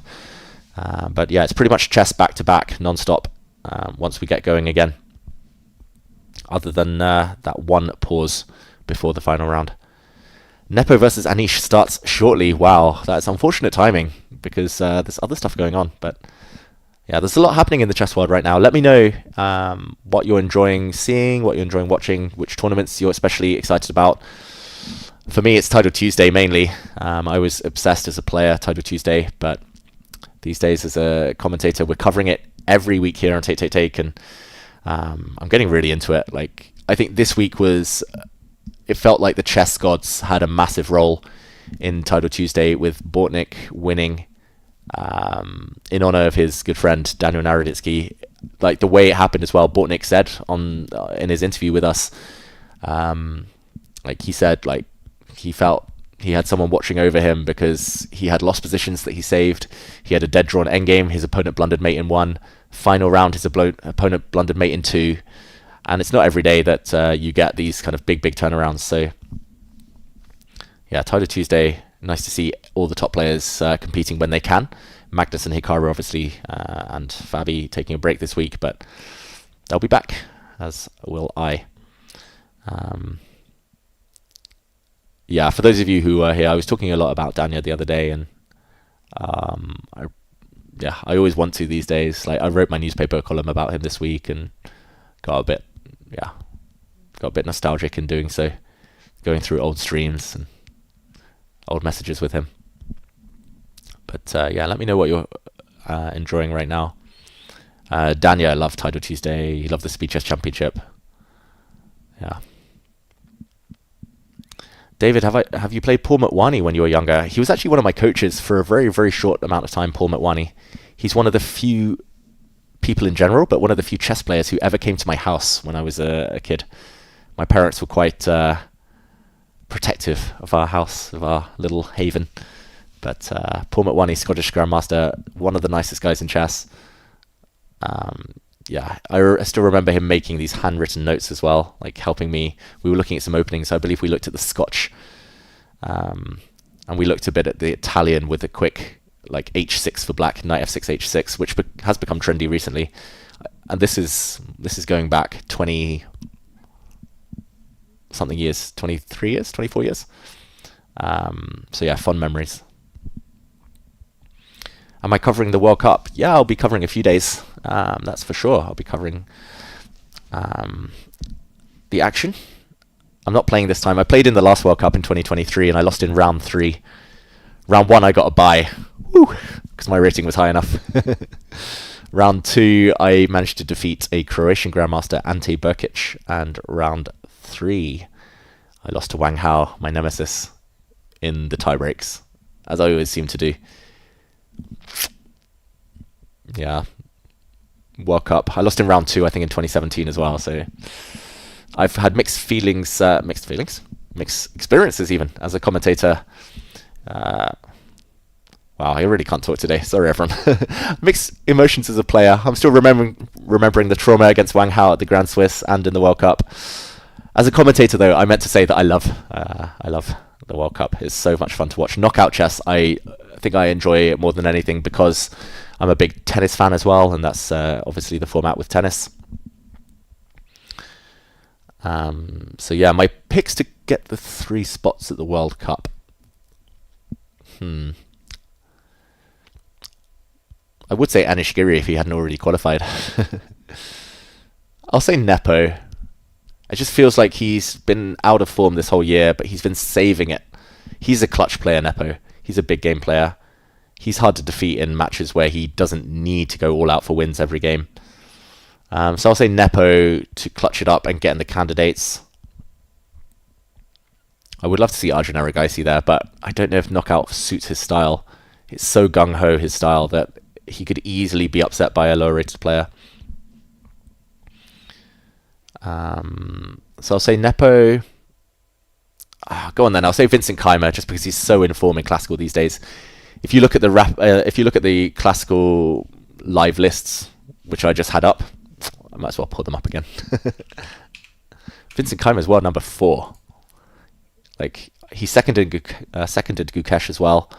Vincent Keimer here, world number 4. Anish is back to world number 5. That's crazy. And yeah, I don't know. Maybe Abdu Sattarov maybe would be my third pick. It's tough. So many good players. What is it? More than 128 GMs. Yeah, we'll see. It's a crazy tournament. Actually, talking of Vincent Keimer and Anish Giri, who are now world number 4 and 5, when I played in the Bundesliga, like I haven't played much this year. My only classical rated games have been in the German league, the Bundesliga. So in January and February, I played, first of all, against Anish Giri with black. And at that point, he was 50 points lower rated than he is now. Imagine getting 50 rating points in a year when you're already one of the best players in the world. That's crazy. And I made a very easy draw with Anish as black. And then he went on to start just... Maybe he was so annoyed that he drew against me. He was like, I can't even beat this clown. I can't even beat this fish. Or maybe he gained confidence from drawing against me. He's like, wow, I drew against such a strong player. Now I'm going to go.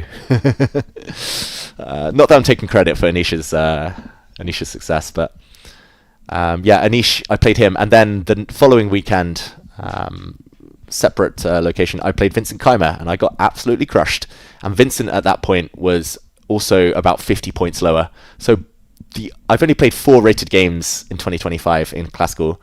2 of them were against the top 5 in the world. Can't complain. We see Hikaru taking a seat in the meantime. How am I doing? You joined late. Hello. Welcome. Unfortunately, we only have cameras for the one board, and it's not going to be Magnus Carlsen and Fabiano Caruana, which is maybe the more interesting one for the title. I don't know whether my help here, take my trusty aides, my seconds, my friends. I don't know whether they're listening, but I don't know if we can try the camera for the other one again, because it feels odd to watch Hikaru and Gukesh when they're both feeling a bit down, both at the bottom of the standings.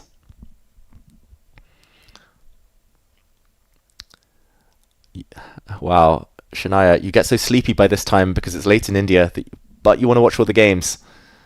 Any tips?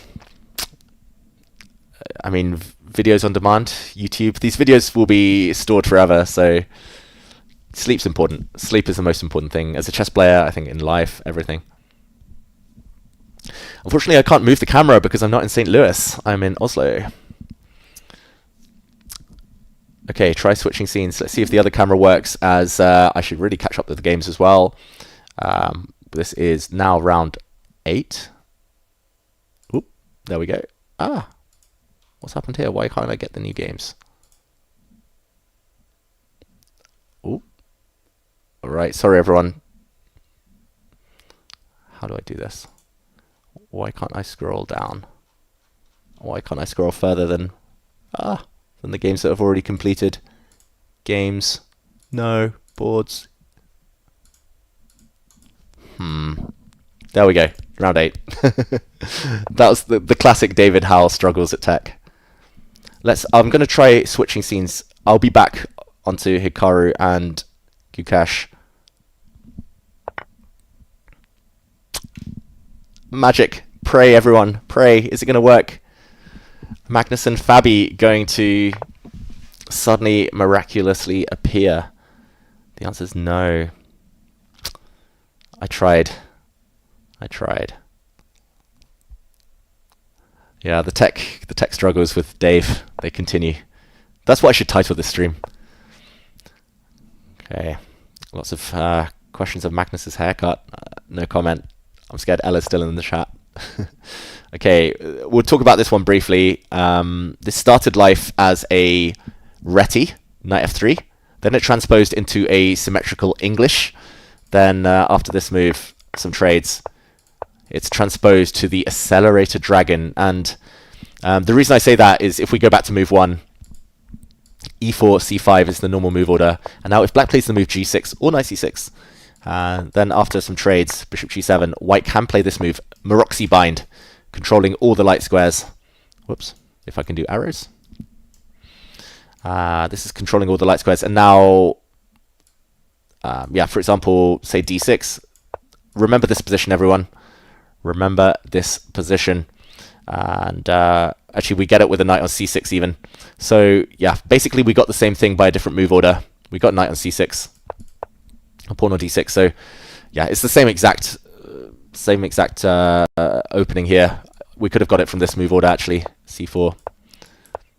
So Sicilian, reti, English opening, lots in common. I call them cousins, these openings that they've got a lot, a lot in common. They can transpose to each other. It feels like they've got a common bloodline. So, okay, bishop e2 was played, and I'm getting massive deja vu, by the way. Back in 2014, I think it was actually with a pawn on f3, rather with a bishop on f1 still. So very similar, but not quite the same. But back in 2014, Fabiano Caruana went 7 out of 7 in St. Louis, back where they're playing right now. It was his favorite hunting ground. He became world number 2. He crushed everyone, including Magnus, in the first half of that tournament. He won 7 games in a row. And with white against Magnus, he had this exact position. So now, or almost this exact position. So now they've kind of swapped colors. Castles and a4, and it's really fascinating to see players saying, I love this with white, I'm going to play it with white, I'm going to get great position, I'm going to crush you. 11 years later, I like it with black. Really, really funny. That's what I call chess humor in a way. Like, I don't know if you're trolling the opponent, I don't know if you just genuinely feel that it's good. Maybe you've studied it so much at this point throughout your career that you decide you know it equally well with white and black. But fascinating mind games. This is huge for the standings. Fabi wants to win, but Fabi cannot really lose. So it's a bit of a dilemma. If Fabi wins, currently Magnus on 17.5, Fabi on 14.5, but 3 points for a win. If Fabi wins, they're joint first. If Magnus wins, suddenly it's a 6-point gap. It's in football, soccer, at least in England, we call it a 6-pointer because it's either 3 points in one direction or it's 3 points the other direction. So it's either going to be dead level or it's a 6-point kind of difference between them, between Magnus and Fabi. Or it's a draw and then nothing changes, except they're closer to the end. So maybe Magnus would be happy with 2 draws here, so he's still 3 points ahead of Fabi going into the last match of the day. Not much happening on this board. Let's check in on the others.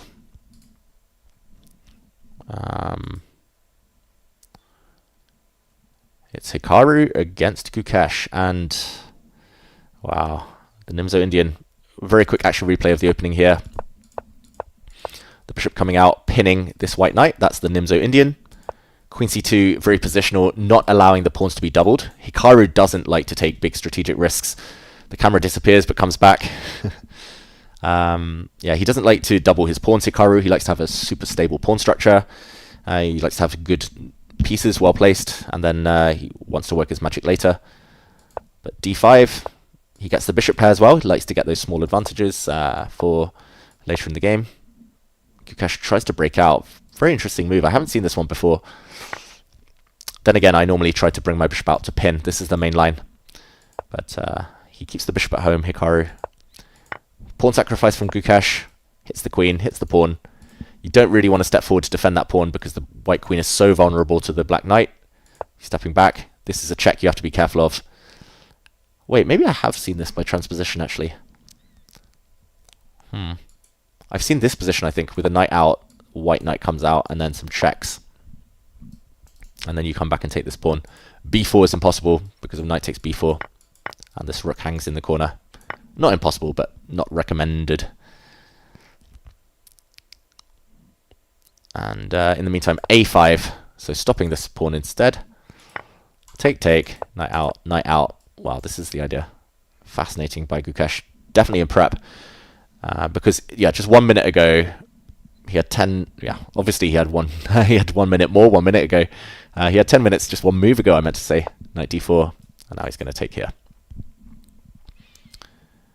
I think Gukesh, the fact that he's pretty much been in opening preparation, should be very, very, very happy. But Hikaru should be relatively content as well, because he has a nice knight, stable on an outpost in front of an isolated pawn. Yes, black can win the pawn back, but if Hikaru gets castled, then he's got stability and the type of position he loves. Still here, 95. David, would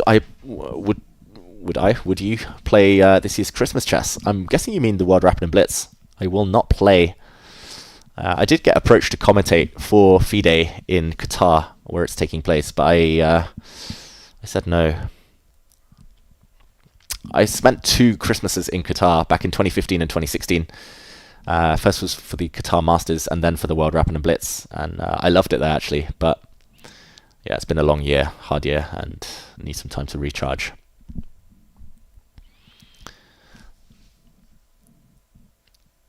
Thank you for the kind words, CC1197. C5 is very common, MS. You're asking about the C5 move. It's a very common idea. I think I haven't seen it in this exact position. I think in this exact position, B6 has been played by Magnus and others preparing C5. C5 is very common when the white pawn isn't yet on E3. For example, here, bishop G5. This is a big main line because after takes, you can play D4. And I think this is the idea I'm used to.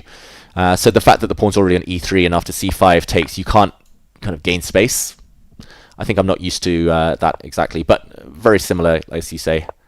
It's hard to know all the differences, and maybe it's a main line. I'm not such a big Nimzo Indian expert. Takes, takes. Yeah, this is classic Hikaru. Like, he gets one big positional advantage. Here it's the isolated pawn and the knight in front of it, and then he just tries to sit. And either it goes really well and his positional advantage turns into something bigger, it grows later in the game, or he plays a bit passively, just trying to protect what he's got, and it kind of doesn't work out, it fizzles, and yeah, the likes of Magnus can sometimes take advantage of the fact that Hikaru plays a bit passively, but against most people in the world, his strategy tends to work out. I haven't mentioned the St. Louis Winter Classic in 2017 in this stream like I normally do. That's right. Scene of my beautiful victory, winning in the last round as black to take the title ahead of Fedoseev, Shankland, Jeffrey Chong, and others. The glory days, long, long ago. 8 years ago. Wow. I am very, very ancient. Thank you, Grian or Gryan. Talk about tennis in the chat. I'm doing good. Ohit Sarian, how are you doing?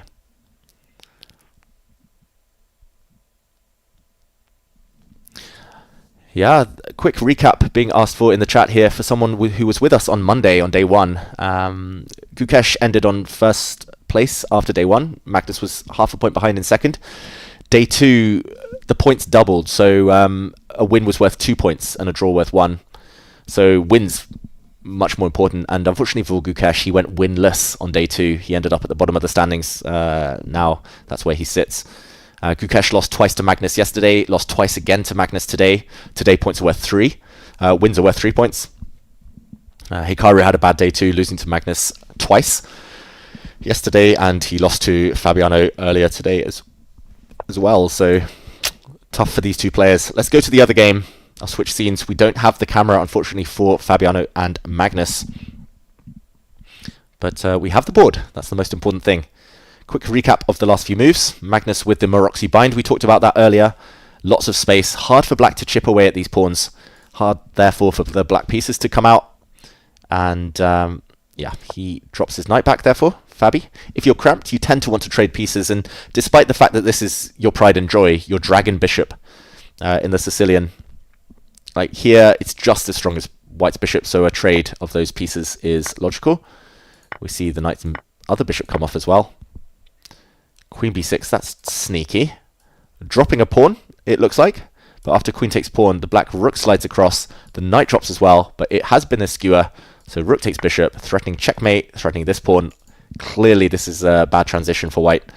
I mean, this is already scary in its own right. So Magnus dodges that, keeps the queens on the board.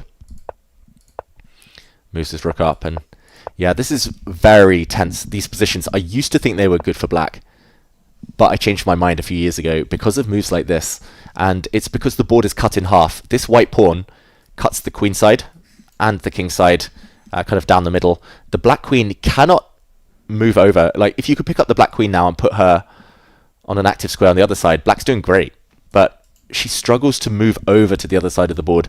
Look at this rook. It wants to come over, defend. It can't. The other rook stuck. Wow. Look at this. Magic. Stuff's appearing. Thank you so much, Jacob. Oh, wow. Shout out to the crew here at Take for just being the best. Just being amazing. That looks like amazing food. It smells good. I'll try not to eat yet, though. I'll eat in the break. So yeah, the board is cut in half, and essentially white therefore has a free hand to play on this side. And the white queen, meanwhile, has great vision. She can switch over one move. The rook can switch over one move. The other rook can also swing. The bishop is a bit dead, but it does a defensive job, protects the pawns. So g4, Magnus wants to use this X-ray vision, potential pin. Wants to step forward. The black king runs away. Just like the Teletubbies, run away. h4 now comes. Maybe white's going to step the king up as well and slide the rook to the h-file. Now the black rook shifts, and very tense moment. Eval Bar says a bit better for white, but not groundbreaking. Essentially, black's going to try and break out, either by allowing en passant or by directly forcing this trade of pawns in order to uncut the board. And yeah, I know I just went on a massive tangent there. I know this isn't necessarily an instructive stream. It's about watching the best players in the world instead. But yeah, that's my understanding of these positions. And now Magnus, I think, is going to be pushing his pawn forward, kick the knight back. And then he'll be looking at moves like h5. Try to install a pawn on h6. For example, we might even see some trades and this... Okay, I just realized this bishop's hanging, so probably you get the bishop out of the way. But when Magnus eventually gets his pawn up to h6, there's going to be all sorts of checkmating ideas. I think this is just very, very strong for the current leader. So rook to e4 instead. He doesn't want to allow this. Yeah, I mean, boom, boom, boom. It's a three-step plan. Yeah, Teletubbies. I miss the good old days on the Champions Chess Tour where I could dress up as I was going to say Pikachu, as Tinky Winky, and it was acceptable. Okay, I know I said I'd wait till the break, but look at that. Rice, rice, baby. It is 7:38 here, and I haven't eaten for 7 hours, so it's well needed. Have I ever seconded someone? Yeah, I mentioned this on Monday. I've seconded Peter Svidler at a candidates tournament, and I have seconded Fabiano Caruana briefly. Okay. Very tense position. Apparently this is a mistake from Hikaru, not from Hikaru, from Fabiano Caruana. Hikaru is playing in the other game that we're about to jump into, but the queen dropping back, I think the idea is to break out here. It's a bit mysterious. His idea is to pawn break here, but it's so slow. Like, if... Okay, the white queen moves. I was going to say, if white just continues the attack, what would happen there? Magnus says no. He instead doubles down on this pawn. Yeah, it's tough, tough, tough. Why was Gukesh picked? Because he's the world champion. Like, these are the four, like, best players, most consistent players in the world. I know now Vincent Keimer and Anish Giri have kind of crept up on the classical rankings, but Gukesh, he's the world champion. Like, he was the player by a mile of 2024. Like, he had the best year in recent history out of anyone. Hikaru is Hikaru, Magnus is Magnus, and Fabi is Mr. Consistent. Bill has apparently seconded Magnus regularly. I'm jealous. I remember first asking Magnus at the 2014 Olympiad whether I could second him. And he entertained the idea for a while. He was, I think, interested. And then we talked about openings, and he realized that they are not my forte. And I think then he looked at my games, and he realized, like, probably not. We became good friends, but I never became his second. We talk about chess, but yeah, that's as far as it goes. And Fabi, that's desperation. He's breaking out on the queen side. That's a pawn sacrifice. That pawn is attacked twice by the white pawn and bishop. I think his idea is to bring his knight across and suddenly isolated pawn to attack, and he defends his own pawn. So the question for Magnus is whether to touch anything on that queen side, or whether to take this pawn and allow this. The eval bar slides right back down to 0 here, because I think the black knight's just going to sit back on f8, or maybe even in the center, and the white queen is fighting a battle on her own. No way through, no checkmate. So we'll go back to the live position. Magnus is debating to take, or to just take. No, h5 is going to be the third answer. The third multiple choice.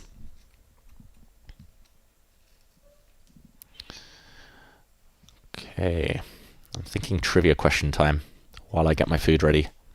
Look at this as well. Look at that. Oh, that looks like sweet and sour chicken nuggets.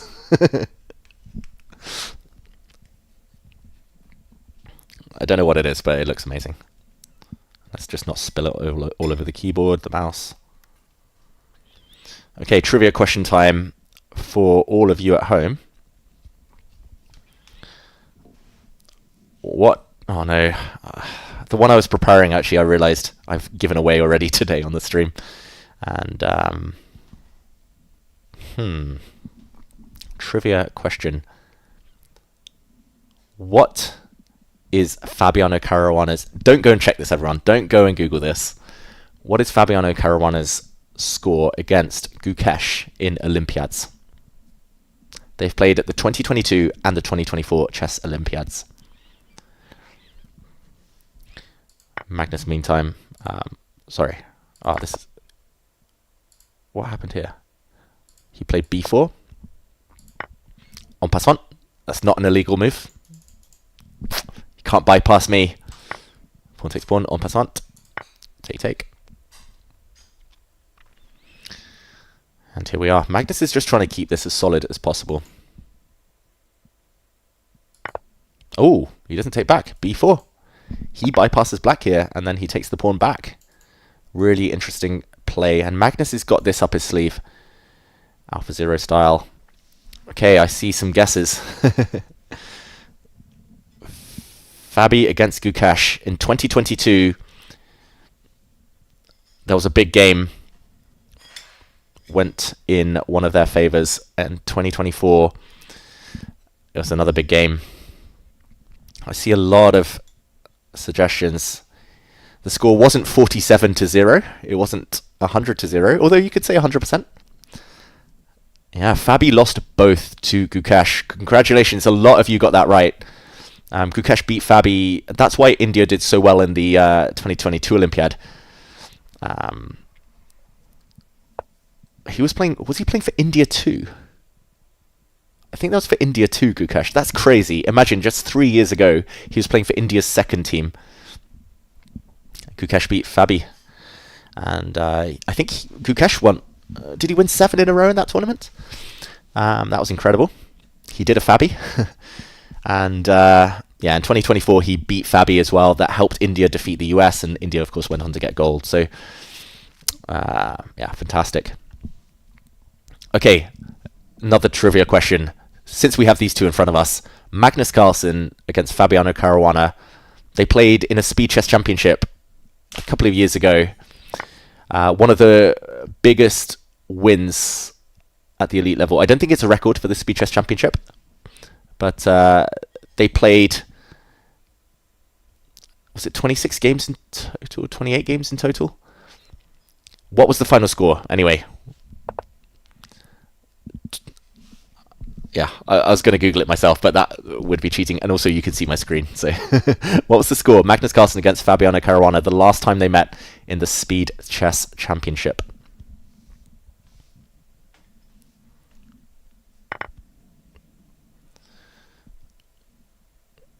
Okay, my food is just looking at me. We saw bishop for knight trade. Apparently, Magnus has lost his advantage. And that's because this pawn's actually quite easy to stop. It's isolated as well, and white's king is maybe weaker than the black king. There's going to be checks if the white queen ever moves off this square. Also, h5 will always be taken. You don't let that pawn bypass you.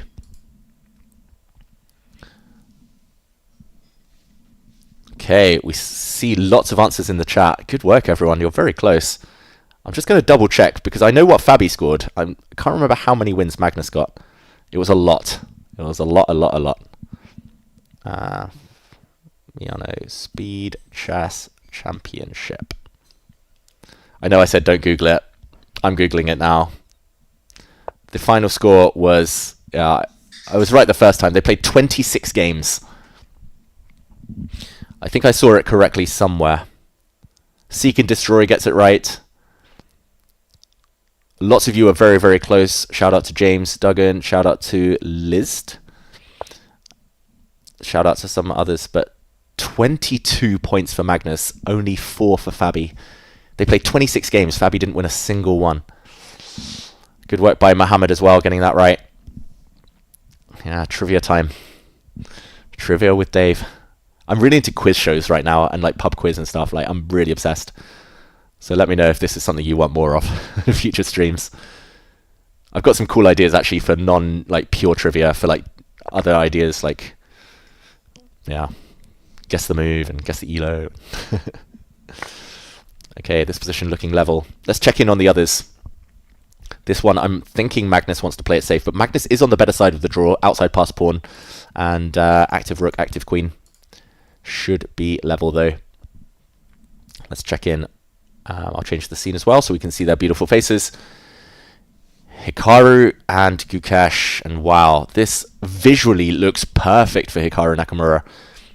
Rook dominating. The black rook is super passive. The rook has targets, weak pawns. All of black's pawns, look at them, isolated and or doubled. White has a beautiful knight on an outpost. Good knight versus bad bishop, but black is a pawn up. Wait, black's 2 pawns up. My counting is abysmal. Black's 2 pawns up. I was going to say 1 pawn, I'd be more than happy to be down. The big question is, how does white improve? Like, if black just waits, like bishop e8, bishop d7. I don't know if black has any good waiting moves, to be honest. Yeah, if black just waits. Maybe even move the king, because rook takes pawn is allowing the black pawn to start running down the board. Yeah, if black just waits, what does white do? I'm going to guess draw. Hikaru doesn't look too happy, but he will want to win and get 3rd place. And now it's time to eat. Only Connect, you and Sully. Great show. It's in the time slot that our BBC show was on as well. Chessmasters the Endgame. So I did watch a lot.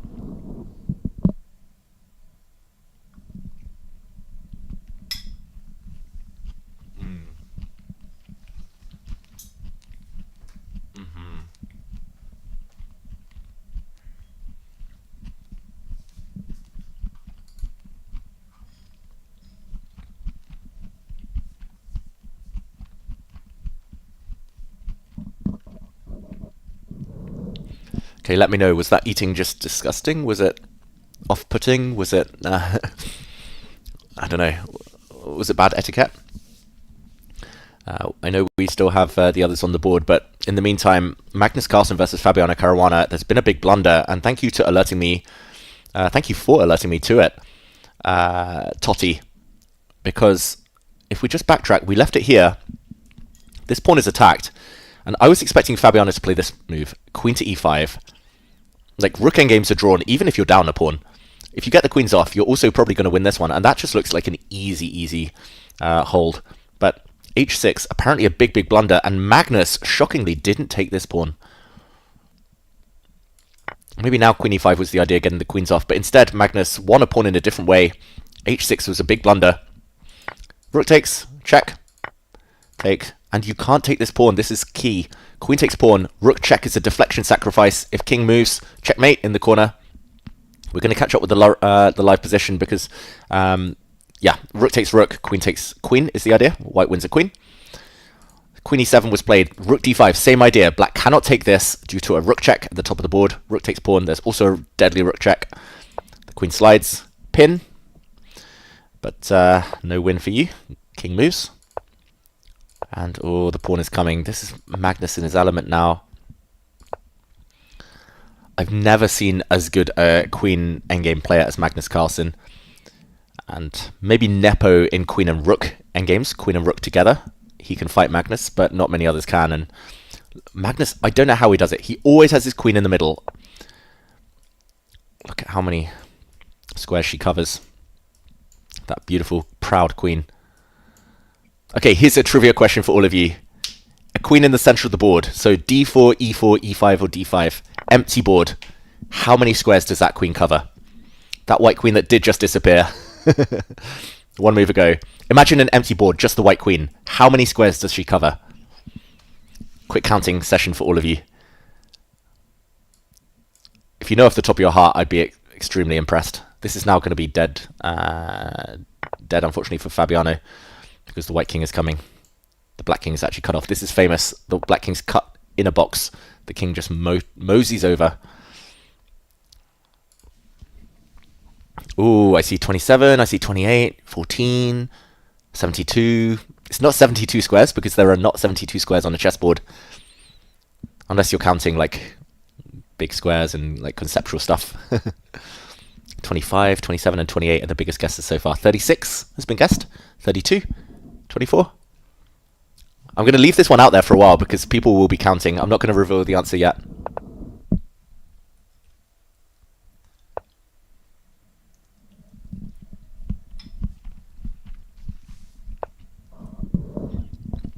Magnus doing Magnus things. Just can't go into an endgame against Magnus Carlsen. Especially with the queens off, but even with the queens on. Ooh, wow. 31, 60. It's not 64. I can tell you that. It's definitely not 69. I can tell that's what you were thinking, Asios. It's not 52. It's not 44. It's not 40. The question is, a queen in the center, for example on d4, on an empty board, how many squares does she cover? Magnus, in the meantime, about to win. That is an unstoppable pawn. The king is actually going to have to walk forward, but the king, once it steps forward to the square, the rook can block. Fabiano resigns. Magnus Carlsen takes a 6-point lead in the tournament. That is crazy. Wow, he's on fire today. 3 out of 3 so far. He's on a 5-game winning streak. Yeah, just to show what might happen here, there's actually no threat to promote. Like if the black rook moves away, you can't make a queen because of a check and a skewer. But the real idea, the real threat, is to move the king forward 1 square, and when the rook comes behind, you block. And you are totally winning now. It's actually, yeah, it's only due to the presence of g-pawns here. Like, this is not a winning endgame with these pawns off the board. But with them on the board, it's winning. For example, you go this way. King takes pawn. As soon as the black king's deflected, distracted, you go this way. And yeah, I mean, you could go to e7, but now you win this one. And then boom, boom, boom. It's like the old song, boom, boom, boom, boom, I want you in my room. This is over. Yeah, and likewise, with a check in the final position, a check, the white king does it the slow way, again threatening rook here, and eventually, yeah, the pawn promotes. The other game, in the meantime, this was a grind, but a very effective one. The other game ended in a draw between Hikaru and Gukesh. I think, as we predicted, not too much was happening here. We last left it. Actually, we left it a good while ago. And Gukesh, as I was not criticizing him for, but as I was saying, maybe is a small, tiny little weakness of his. He defended actively here. Maybe it was justified in this exact position. He gave up his b-pawn. I don't think he needed to, but he went active with his rook. And yeah, he went behind to try and take this pawn. Couldn't take it here due to a knight fork. Whoops. Instead, we saw some very accurate play, and okay, everything started to fizzle out. Yeah, and a dead draw. Unlike the Magnus position, very similar, but unlike that one, Hikaru is not up a pawn here. So let's actually show what we were talking about. I'm going to show it on the board rather than just force you guys to listen to my voice. Magnus before the queen trade. Let's say in this position before the trade. Let's imagine nothing else is on the board other than this queen. This is 1, 2, 3, 4. 1, 2, 3. So that's 7. 4 plus 3. 1, 2, 3, 4. That's 11. 2, 3, 4. 1, 2, 3. That's 18. Plus 3, 21. 24. And 27. Yeah, I know there's a lot of debate in the chat, 27 or 28, and I guess I didn't specify, like, does it count the square she's sitting on? I should have said, this is my bad, I'm the worst quizmaster ever, I should have said, not including her own square, or how many squares is she attacking? I shouldn't have said, is she covering? But because I said, is she covering? Anyone who said 28, correct. 27, correct. I'll give it to all of you. So yeah, this is very powerful piece. And Magnus, every time he plays a queen endgame, somehow, even against players who are great in the endgame, even against players who know this rule, they somehow get their queen into the middle of the board. Hey, Christian. We've met at the good night. I remember. If you're the Christian I'm thinking of, I think I've met a couple there, but we've chatted a few times, I believe. Yeah, nice to see you. Hello. Just down the road here at the Take office. Okay. Yeah, I hope that was fun trivia for you guys. Yeah, there are other ideas that I have. If you're interested in chessboard geometry, then I did a video with Magnus Carlsen not long ago where I quizzed him on all of these different types of puzzles that featured on the BBC show that I did, Chess Masters the Endgame. And in that show and in the puzzles I gave Magnus, so that you can watch on YouTube, I asked him questions. For example, eight queens on the board. How can you arrange them all so they don't touch each other? So, for example, a queen on d4, queen on e6, queen on c7, that type of thing. They can't collide. They can't have any crossover. Also, 5 queens on the board. How do you cover all 64 squares? Things like that. If you want to figure the answer out yourself at home, try it on an empty board. I recommend. It really helps kind of full board awareness, general vision. If you want to see Magnus solve it, you know what to do. Take YouTube channel.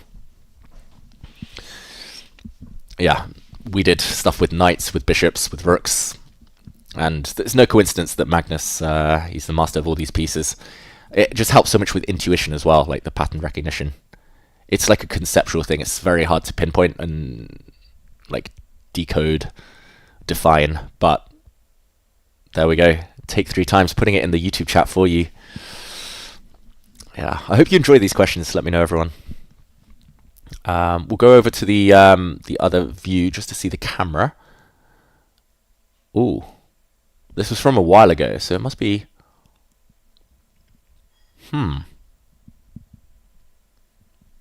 This can't be live. This game is over. I wonder what's happened here. Maybe it's me switching the feed. Maybe we need to resync up. But no, that camera looks frozen and will come back. And the players will have disappeared. Oh no! Okay, the players haven't disappeared. We've got another game in store and I'm the one lagging. Wow. Both games have, of course, begun. I was sitting here chatting, drinking, eating, and the games have started. So you see both side by side here, but they're very small. So let's bring up the boards in a bit bigger fashion. We'll start with Gukesh against Hikaru, because it's an opening we have seen before already today. And that was actually in the last game between Magnus and Fabiano. This time it was from this move order, not a Reti or an English. It was the Accelerated Dragon I'd been talking about. Moroxy Bind is the most fashionable, most principled way of taking on this opening. Sound the charge, take it head on. Charge. Yeah, essentially you gain space and you just ask Black some very difficult questions. You give the onus, the burden to Black on how to break out through this pawn structure, which Fabi didn't really ever manage to answer. Queen coming out, this is really trendy, and this is actually a line I hate. Not just because I lost to it earlier this year, because it's what I call anti-chess. It basically is a draw offer. So for example, knight went back to b3. This attacks a pawn and attacks this knight. The knight retreated, attacking the queen. The queen drops back now. And if white wants, the knight can come back to d4 and we could see a draw. And there have been so many top level games where this happens and the players just repeat, quick shake of hands, draw. For example, Ding in the last round of the Olympiad. 5 moves, he was out of there against Fabiano Caruana. 5 minutes even out of there. And yeah, nice to see Gukesh play on. I think Hikaru's a bit sick of this tournament. He knows he's slightly ahead of Gukesh in the race for 3rd place, but can't really come second anymore. So queen to d2, keeping the pawn on. Gukesh fighting for the win to try and leapfrog Hikaru. The knights come out. And yeah, when I faced this opening myself against Dutch Grandmaster Owen Lamy earlier this year, I fought too hard with white for a win because I was so upset that he went for this drawing line. I was like, how dare you? Of course I'm not going to give you a draw when I have white. God, I wish I had. So yeah, very stable position, very similar. You'll recognize some patterns from the game between Magnus and Fabi earlier today. And in that one, the white knight jumped in, was actually exchanged by a bishop. The pawn structure changed, and the game went on. But this pawn landed, the queen came out. Very, very similar ideas, which we'll come back to a bit later.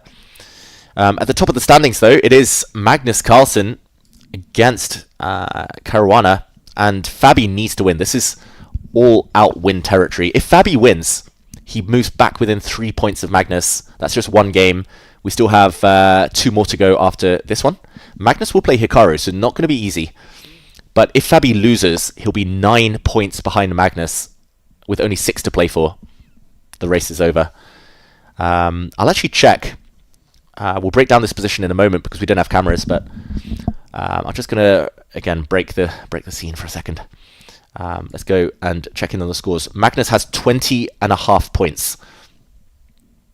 Fabiano has 14.5 points. Hikaru has 9 points. Gukesh has 8 points. Therefore, 20.5 down to 9. There's currently 9 points still to play for with 3 games remaining, so 3 for a win. That means Hikaru can no longer win the tournament. Same for Gukesh. So it's Magnus or Fabi for first prize, which is a lot of money. And we'll go to those games now. If I can, why can't I scroll down? There we go. We're back. Must win for Fabiano Caruana. If he draws, he's technically not out of it, but he'll be 6 points behind Magnus with only 6 remaining. So we saw the Spanish. Castles, bishop to e7, mainline Spanish, and the delayed Spanish exchange. This was played in the Nepomniachtchi against Ding Liren World Championship match. I remember Nepomniachtchi playing this against me literally 23 years ago as well. So bishop comes out, some pressure here. Black has doubled pawns, and white has the nice 4 versus 3 majority on the king side. But black does have the bishop pair, so long term black's doing quite well in endgames if he can keep those bishops. Okay, a5. Very mysterious GM type of move. Rook move. Bishop hits the queen. Queen's actually trapped, so has to block. And Eval Bar says, good for Magnus Carlsen. About 0.5 advantage for black. Nothing major. Nothing major. But in general, black is doing quite well. Yeah, moves that come to mind are like pawn to a4 attacking this knight. Another move that comes to mind, pawn to b5, just to try and break this bishop out, especially since there are two big targets on this diagonal. Actually, pawn to b5 looks quite strong. I don't know if I'd play it just because it's kind of a very committal move, but you could also just move your rook, and looking very good. Naka's chilling. Yeah, I guess Nakamura, Caruana, they've booked their spots in the candidates. They want to play Gukesh for the world title next year. LJ Miller. I believe that it's pinned at the top of the chat now by the account Take 3 Times. So yeah, I hope you can find the video. It was quite a fun one to record, and Magnus got a bit frustrated, which added to the intrigue. Okay, keep the questions coming. I'm just going to pause for food.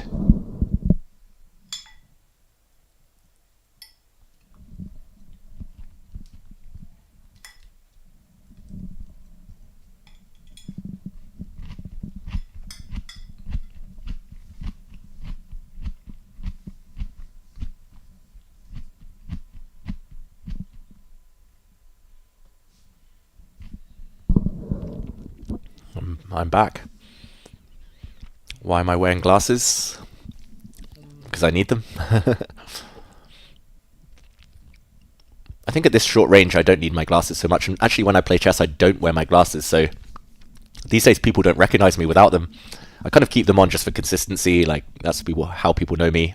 I hate contact lenses, or just the idea of contact lenses at least. Different ASMR. I hope that wasn't too disgusting, the munching on the food.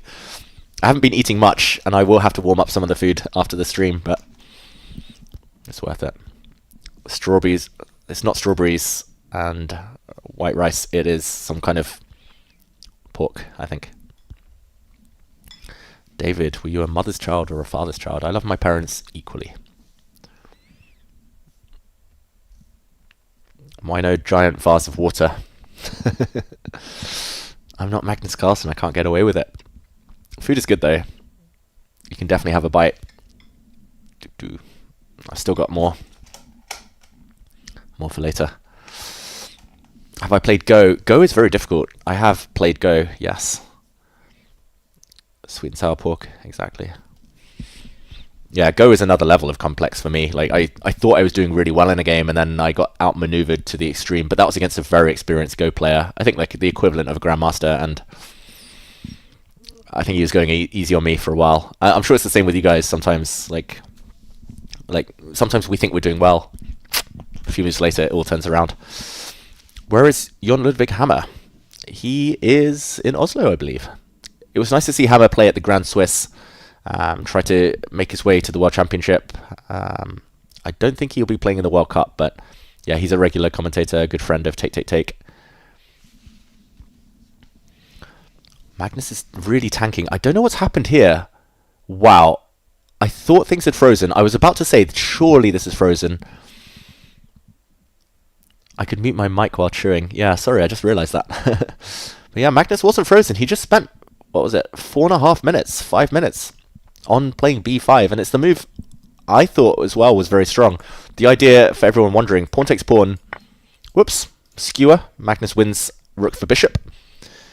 Obviously after b5 as well, white can't bypass, this square is too well covered, like bishop takes pawn, renews the threat as well of this skewer, and wins a pawn. So this is the live position, b5. I'm really surprised that Fabi has, like, I would be shocked if he hasn't been calculating this already. The only way I can explain Magnus's long thing is he's wondering what to do after this jump. Like, every attack, you have to wonder what to do against a counterattack. Knight into this square, hitting this pawn is the only explanation I can come up with for Magnus burning so much time on the clock. Also, from experience, when you're sitting in a tournament hall, when you're close to the finishing line, you know you're about to win the tournament. Magnus can win it here and now with a victory. You start to tense up. It's like they say in tennis, you start to like play a bit like less committal. You don't take so many chances anymore. You think you're so close, but then actually you stop playing the best moves. You stop playing principled moves.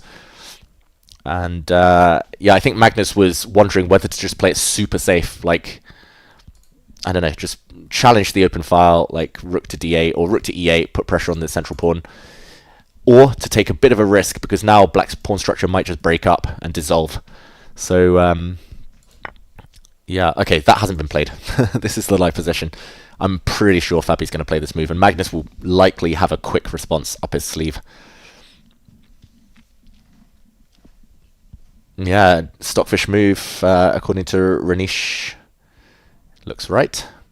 I mean, the bar didn't shift, so I'm trying to look without the computer. Sometimes I turn it on, but I always tell you when I'm looking at the computer moves. Enrique, mentioning as well that I could mute my mic when I start eating. If only I knew how. Are there any chess podcasts that I regularly listen to? Yorkshire Caviar. There are a few. I mean, I listen to C Squared podcast maybe the most, with Fabiano, who's playing in front of us right now, and his good friend Christian Carilla. Perpetual Chess podcast I listen to. I think it depends on the guest there. Like, if it's a guest I'm especially interested in, I will listen to as well. I think those are the two main ones, but there are, of course, some fantastic other podcasts out there these days. New and Chess do quite a good podcast as well. I've been on some podcasts too. Gotham Chess's podcast back in the day, a few years back now. Really interesting. These players are tanking. Fabiano's having a long think here. The other move you could play if you want to go defensive is maybe to bring the knight back, but I don't know. It just feels a bit iffy, or icky, or wrong. I think Fabi will go forward rather than back. Similar style to Gukesh. Let's check in on the other game. Let's see how these two are doing. Okay, this looks like a Berlin endgame almost now. What's this trio of knights doing? It's level pawns, but I got confused for a second because Hikaru's got two doubled H pawns. Yeah, I think white is slightly better. I would choose white here. We'll get the camera back in a second. I would definitely choose Gukesh's position, just because of the slightly better structure. You could go pawn hunting sooner or later. But black is solid-ish. I should also mention the last move was not a pawn blunder. Hikaru is about to make a decision, but pawn takes pawn. If you take with the knight now, then the white rook probably goes up the board, and the other rook is coming into the b file. Once this pawn collapses, the other pawn will collapse, and this is just bad news. Like, black can never ever castle now. Even in the endgame, that matters. So, back to the live position. Hikaru hits the knight. Yeah, two directions you could go now.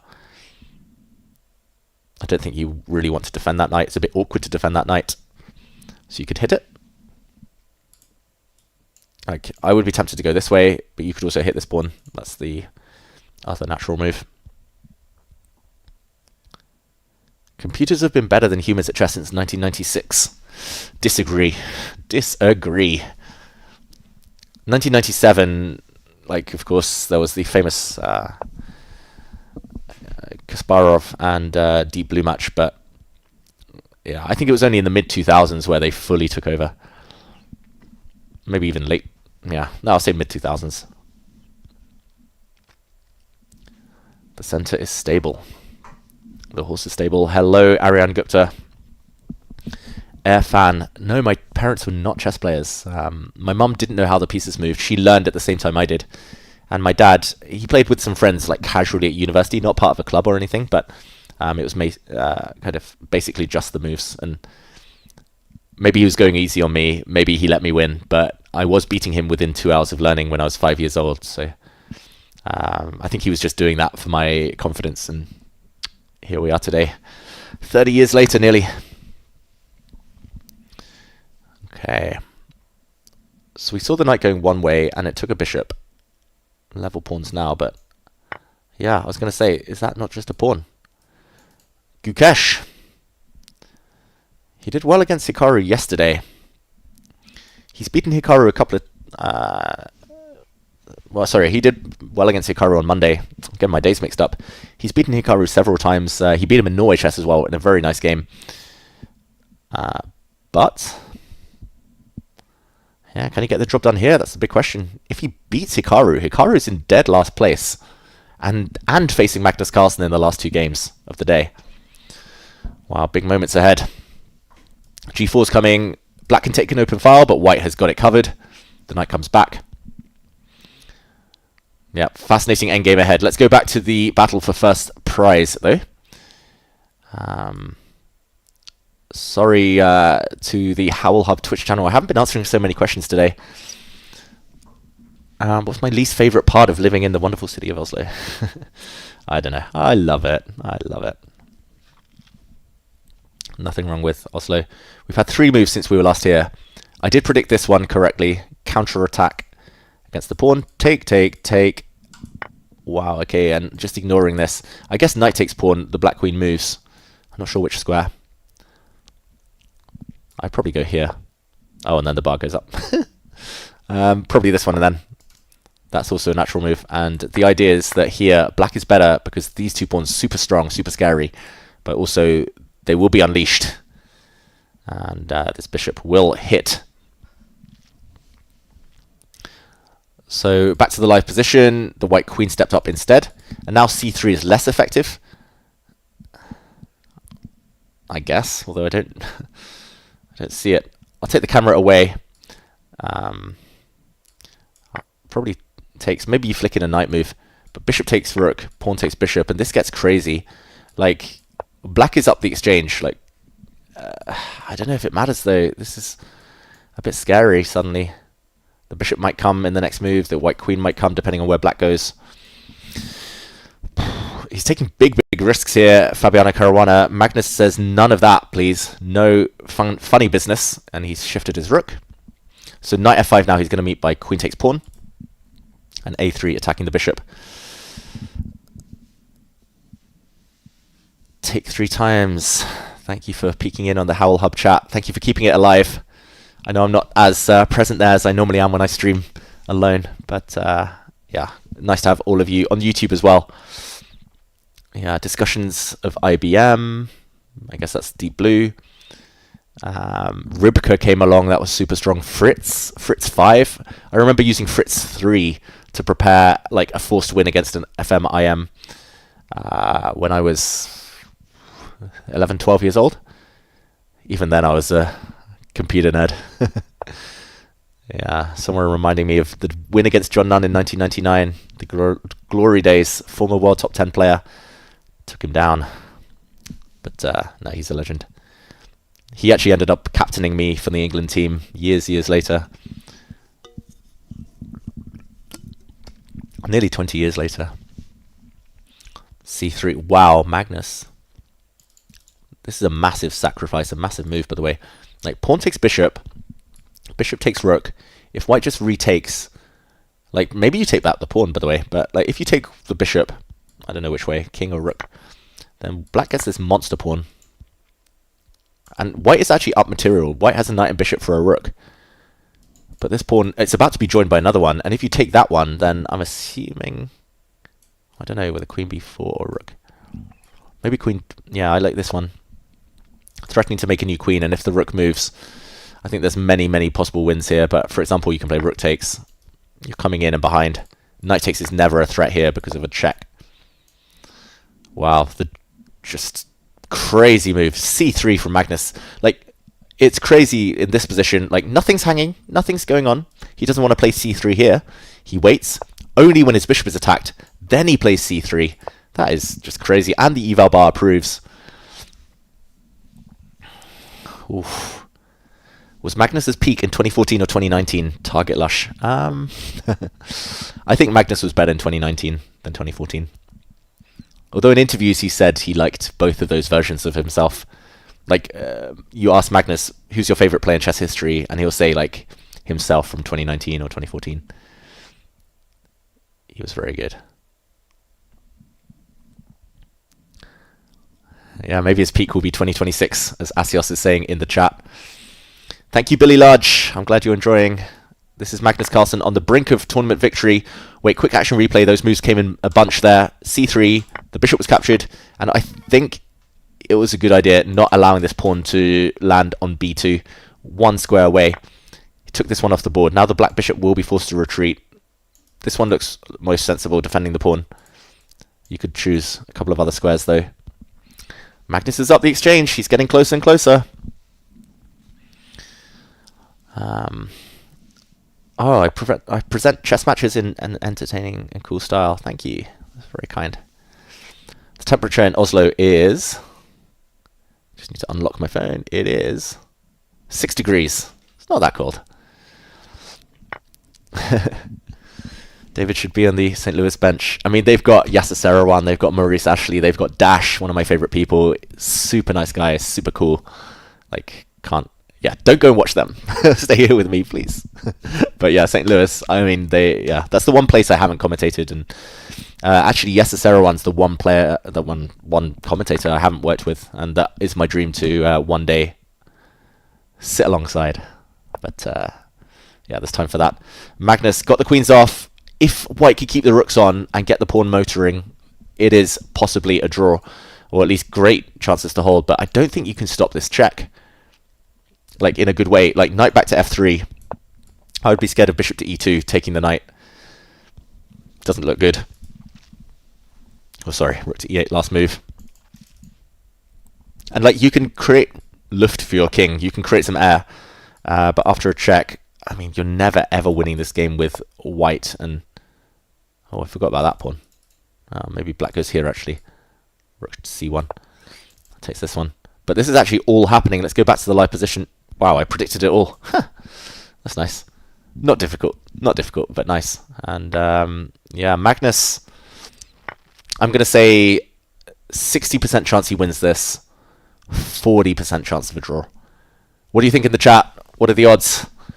Is Magnus going to win the tournament with 2 games to spare? Like his games against Hikaru aren't even going to matter if Magnus wins this game. I'm going to pop something in, pop some food in. Let me know. Is Magnus going to win it here and now? Prediction time. No prizes. You'll just get to pat yourselves on the back if you're right. But predictions. Is Magnus going to win, or is this going to be a draw? And are we going to go to the final round of games to decide the winner?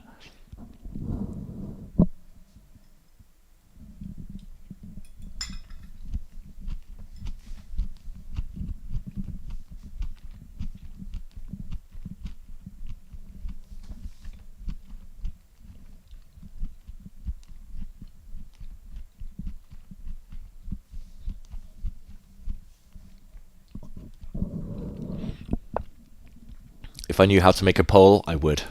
But in the meantime, it's nice and fun, for me at least, to see your predictions coming in. It looks like most people think Magnus is going to win. Partly because of the clock. Look at Fabi down to 16 seconds.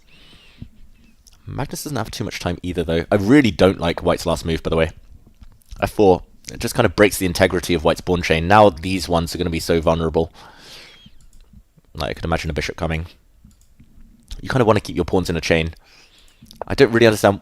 What? Why is he pushing pawns, Fabi? The rule number 1, rule 101 of fortresses, don't touch anything. Just sit. Magnus wasn't making progress. Magnus moved his bishop like to b7, then he moved it to d5. Maybe it was Zugzwang. Maybe there was no other move, but he could have waited with his king, Fabi. Now he's just lost a pawn on the king side, and he's banking everything on this one, but this one is easily covered. That black bishop is glorious. How do Magnus's pieces arrive in the center and cover everything? Always. Like, there's this old joke that, like, Carlsen's pawns always promote. Magnus's pawns just always promote. When he has a pass pawn, it might start on a2, it might start on a6, he makes a new queen. But the inverse is also true, like, the opposite. Like, when his opponent has a pass pawn, like this a7 pawn, they never promote. It's unfair. Ooh, Hikaru has tricked Gukesh on the other board. We'll come back to this one. Magnus looks like he's doing well, and whoa! Something's happened. That's a newly born queen. The queens were off the board when we were last here. Gukesh is threatening mate in 1, so you've got to fend it off well. Queen check. Logical. Oh, that's the clincher. This queen check. That's a pin, so the white knight cannot take the queen. If the king goes back, that's going to be checkmate. And we saw a flurry of moves. White pushed the pawn forward, but now rook takes knight, and it's going to be good knight for Gukesh. Yeah, later on, bear with me, everyone. The other game's still in full flow. I'll quickly show the scene here. See if it catches up quickly. The other game's still in full flow, so we won't delve too deeply into the turnaround here yet. But we will see later how Gukesh blundered, how Hikaru turned it around. Let's go back to the other board, though, where first place could be decided any moment now. Hikaru is about to win that one with the queen versus the rook. Thanks to Lawrence Cooper for keeping me honest and pointing out that we had to jump. Yeah, sorry we don't have the cameras here, everyone. I wish I could apologize more. Yeah, Hikaru, super resourceful. I don't really see what the plan is if like black just moves the king out of the way. It feels like the g-pawn is going to cost white a minor piece. And I don't see how white is ever going to get the black bishop even for that pawn. Like, now. Okay, keeps his rook safe. You shall not pass. The white king can step up, but literally can't get onto the 4th rank. Can't even come towards the black rook. I think this is just over. Magnus Carlsen's about to win the tournament. Gukesh has just resigned. We'll, again, go through that game in a bit more detail after this one. There's a longer break between rounds. This is the end of round 8 after this game. Then I'll get to eat more, chill more. Yeah, I mean, g4 looks automatic. Maybe he's just going to try and put his knight on this square and hope, pray. He's hoping to get his king up and round. It's so slow. I think the black rook, I would probably move it somewhere. Oh, wait, not get forked. Yeah. Knight check. I'm surprised he didn't go back to g1. At least he would have been defended there. But now he's going forward. Okay, his plan is this. You can maybe stop that with rook to this square. They're playing on seconds, both of them. Is Magnus going to score the win that he needs to clinch first place? Or will Fabi clutch up? That's such an American phrase. Clutch caruana. I know my food is cold. I've given up on that. There's a microwave here in the studio. Okay, he's trying to take this bishop and make a new queen. I don't think you can save that bishop if you go here. The black can even come back and just take it. If you go to the 1st rank, this is the only safe square. If you'd gone to the e-file, you would have been skewered. Yeah, there we go. He gets the... Ooh, the bar still thinks black is winning, but took a second. I was going to say, maybe there's some dreamland where the white king gets in, but no, king to c7, the black rook would have checked, taken the pawn. White's idea is knight here, new queen. But as soon as the white knight moves, the black just gives another check, and there's no real threat. Oh, that's very classy from Magnus. He avoided the knight fork. If the black king had gone back, for example here, king here, whoops, knight fork, he's going to take this bishop and it would suddenly be well, suddenly white would win. Bishop here. Now the king's coming. Yeah, and this queen doesn't last long. It would now be a rook check, only winning move, but the king cannot defend its queen. Bishop takes queen, it's over. Fabi's still playing on. The knight went back to b5. He's hoping that Magnus blunders a rook. Magnus does blunder a lot of backward knight moves. That's like his only Achilles heel. But, yeah, not this time.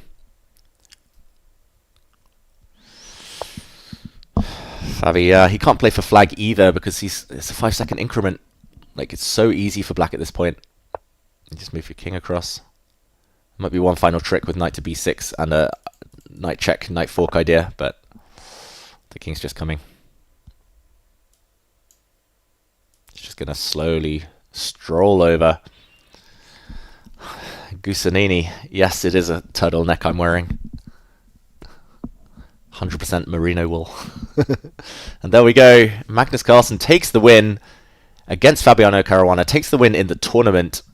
He's on a 6-game winning streak, Magnus Carlsen. He beat Hikaru 2-0 yesterday at the end of play. Beat Gukesh 2-0 today. And beat Fabi now 2-0 today. 2 games remaining. He has an unassailable lead. He's 9 points clear of the pack. That is incredible. We will break down the Gukesh Hikaru Nakamura ending in just a moment, but let's check out those scores to confirm that I'm not hallucinating, to confirm that the maths are correct. Magnus, with that win, lands on 23.5 points. Considering they've played 8 rounds, 23.5 points ain't bad. The fact that he's done it today as well, where the wins are worth 3 points, each win worth 3, is extremely impressive. He's left everyone trailing in his wake. Magnus wins with 2 games to go. He will play Hikaru Nakamura twice now, but more symbolic than anything. Yeah, so 23.5. The next one is Fabiano Caruana, still in second despite losing those 2 games to Magnus. He's on 14.5, so 9 points back. Only 6 up for grabs, so the chase is over. But Fabi might be watching his shoulder. He plays Gukesh next, but if Hikaru beats Magnus, who might be relaxing now, then Hikaru could easily leapfrog him, because Fabi's 14.5 is not that much above Hikaru's 12. Just 1 win between them. If Fabi loses, Hikaru wins, leapfrog. And Gukesh down at 8. It's tough times for him. He needs to win both now against Fabi in order to have any chance of not coming last. It's been a tough 24 hours, or last 30 hours for Gukesh. Gukesh, he's lost 6 of his last 9 games with 3 draws in between. It started so well for him. Look at that, 3 wins out of 4, and then loss, draw. And it's been tough. Okay, as promised, just before we take a break and I answer some questions, eat some food, we're going to look through the closing stages of Hikaru Nakamura finding his way out of trouble against Gukesh. And we left it not that long before things turned, actually. We left it at this position. Black was threatening a pawn. Okay, very tricky to know what to do, whether to take this pawn, whether to leave it, just defend that pawn. Gukesh brought his knight forward. Rook to a8, given a dubious but logical move. Rook across, rook to d8. Knight takes pawn, so now Hikaru sacrifices a second pawn. But the white knight is a bit offside. It's off in Timbuktu, if it's off in Siberia somewhere. Not participating yet. Okay, a3. That's a very classy move from Hikaru Nakamura. Like, just planting pawns as far as possible down the board, like future queens. Always so effective, especially with knights around to tickle the pawn in front of them. Knight back, knight b4, and here Gukesh blundered. Apparently it was very important to trade off these rooks, and actually that makes a lot of sense once I think about it. Now h4, now knight takes pawn, white would slide the rook across, and the difference is that the black rook is not defending this key important pass pawn. Like, yeah, if he moves this knight now, rook takes pawn, white's 2 pawns up, the h Harry here is going to win the game, the h pawn. So black would have to give a check, and yeah, I'm not sure where the white king goes. But yeah, black is much slower now, and rook takes... Ooh, there might also be checkmating ideas, but h5 looks good, but maybe rook d1. Wow, maybe this is what you missed, like rook b2 now. This just looks like checkmate. Here, check. This is the dream combo, rook or queen checking, knight and pawn protected. And this looks like it should end in checkmate. I don't see the mate yet. If you'd gone the other way, this is over, but... Eval Bar trusts me here and tells me it's checkmate. I kind of want to bring my king forward, maybe. Oh, check this out. Okay, it's winning, but not the best.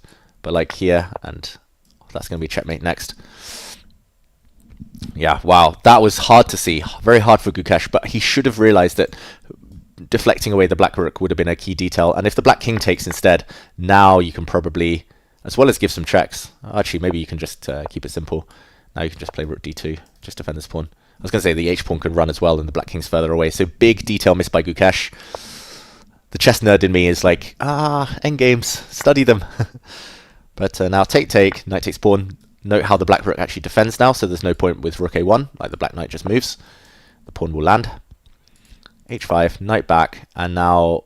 Oh, now he goes... I told you, Gukesh always goes active. He never retreats. He never plays the safe moves.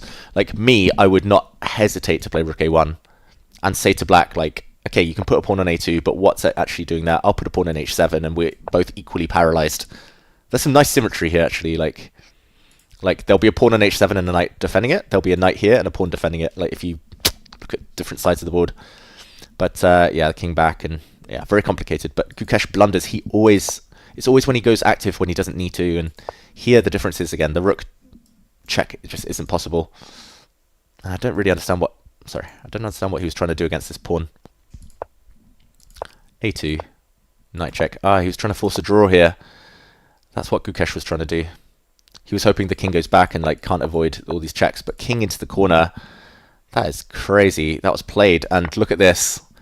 White's about to deliver the this checkmate. Thank you, Ulon Cupid, for the subs, for the for the gift subs there. Yeah, what checkmate is this called? That's the trivia question. Answer it, everyone. Trivia question. What checkmate is this? I don't think I gave it away there, but he was about to deliver mate, but deflection. Black not in time to make a queen because of this very famous mate. Instead, knight to e4. Gukesh, yeah, this is the thing. Like, he probably saw this whole variation, thought, okay, I'm forcing a draw, but when you base everything on calculation rather than intuition, sometimes you miss one movers. Knight e4 check is the one mover Gukesh had missed or miscalculated, and after knight takes, black makes a new queen. He doesn't go back here because I guess black mates him. Yeah, and this is going to end in checkmate. Like, yeah, this is just mate somehow. I'll try and find it. There we go. Mate. But instead, yeah, the knight came forward, but hopeless by now. Check. All the checks. Gives up his rook for knight. No perpetual check. And yeah, game over here at the end because this king move is met by this check, and white can no longer hold his rook. If you go forward, you get skewered again. Arabian mate, congratulations to all of you in the chat. That was very impressive stuff. Here we actually see the closing stages because for some reason the cam is on delay, and it's resignation from Gukesh. Action replay by accident there. I'll pretend I meant it. And game over. Wow, Hikaru clutching up. We'll see if round 9 is underway. It doesn't look so. I don't believe it's yet started. The Arabian mate, yeah, just for a reminder, Magnus has won. The Anastasia's mate is slightly different. That is with the knight on e7 and a rook or queen delivering mate on the h-file. But Arabian checkmate, good work. I don't know many names. Next trivia question. Well, it's not really trivia. There's no right or wrong here. What's your favorite name of a checkmate? What's your favorite checkmate pattern? Hit me up now. And yes, I'll be in South Africa. A couple of people asking in chat. I'll be there in December with Freestyle and Magnus and others. Okay, I need some sauce in the rice. Let's go.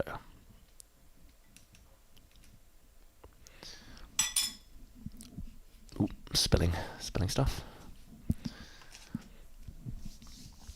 Wow, someone's still watching apparently. Ella Carlson, are you jumping up and down celebrating Magnus's tournament victory? You'll be in South Africa too. What a coincidence! What a coincidence. Let's do some safari, or someone wants me to do bungee jumping, or is it skydiving? You just joined, Ella. Perfect timing. Magnus has won the tournament with 2 games to spare. He's 9 points ahead with only 2 games remaining. He's beaten everyone 2-0. But he faces Hikaru in the last 2 games. Okay, so I'm seeing everyone's different checkmating favorites. Bowden's mate, that's with the 2 bishops. Crisscross, beautiful. Scholar's mate, classic. Back rank mate, love it. Kiss of Death. Lolly's mate, that's a very niche one. I'm impressed. Monster Shack. Smothered mate. Yeah, that's one of the first you should always learn. Some slightly inappropriate suggestions that I don't believe are true checkmates there. I'm impressed though. Very impressed, everyone. As I will Damiano's mate, I will enjoy a bit of food.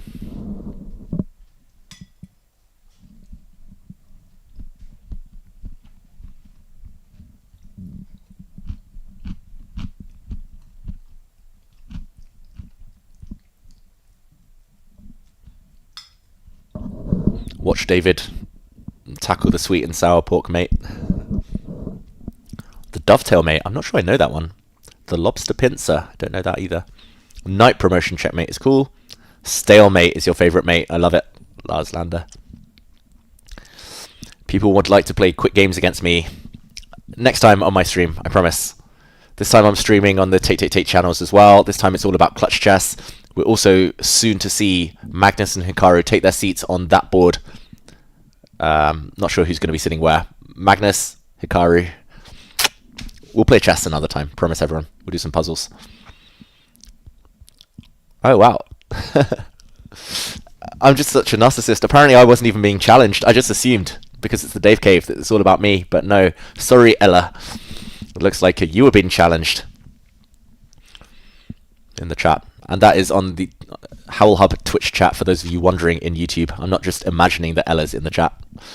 She's there, I promise. I'm eating rice with a fork. That's correct. My brain's not working. It's late.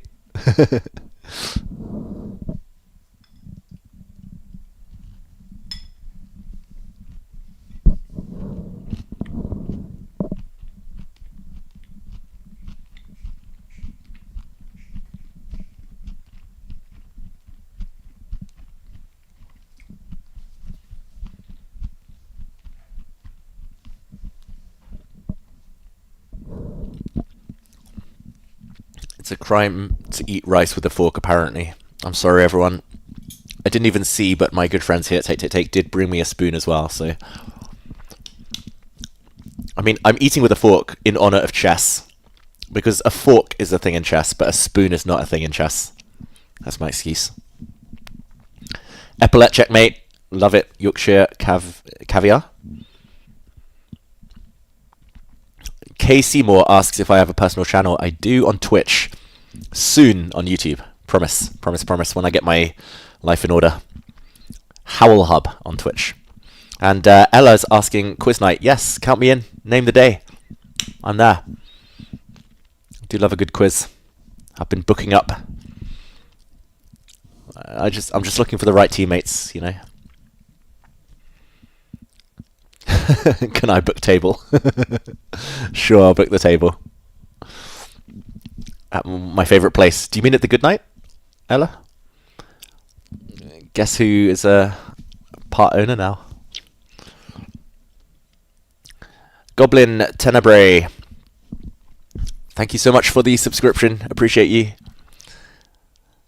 Yes, Ella, count me in. And let me know this weekend. I want to meet the little one. Let me know if you're out and about. I don't know when Magnus is back from his travels. Yeah, there should be a cooking show, I agree. Panskibinski. Hikaru's at his seat, meanwhile, waiting for the champion of Clutch Chess. It is the champion showdown, as you see up there and behind Hikaru. Magnus is going to be the champion. Okay, sounds good, Ella. Let's do it. What's the white thing on my left? That is a fan that hasn't been working, and that's probably why I've been feeling a bit stuffy today. Been stumbling on my words and missing all the tactics. Take 3 times. Thanks for dropping my Twitch channel in the chat. Yeah, for anyone who wants to follow, like, I'll be doing other stuff like speedruns, games, puzzles, that on my own channel. But when it's commentary and maybe the big events with the big players in the world, take. And Title Tuesday, of course, that's the main thing we're doing on the channel these days. Our favourite event. I'm hoping Magnus will be back playing that one next Tuesday when he's got business done in St. Louis. Let's see if round 9 has popped up. I can't see round 9 yet. This was the ending to the previous game. Oh, the eval bar popped up. Definitely meant that. Don't know how I managed to hide it by accident. The other games, the rest of the time. But we're delving in now to the final 2 games. The Jeopardy is somewhat out now, but let's figure out what the prizes are. St. Louis Clutch Chess. This is a very low budget stream, you can see. I'm Googling. The prize fund of this event is $412,000. Ooh. Is that right? Wow. Wait, how do I find this? The other games, okay, they haven't started yet. We're waiting for Magnus, so while we do that, how do I find out more? Let's do Champion Showdown. Not that the money matters, but it helps. Wow, first prize that Magnus has banked. I don't know if you can see it here. I'll just scroll down. This is first prize.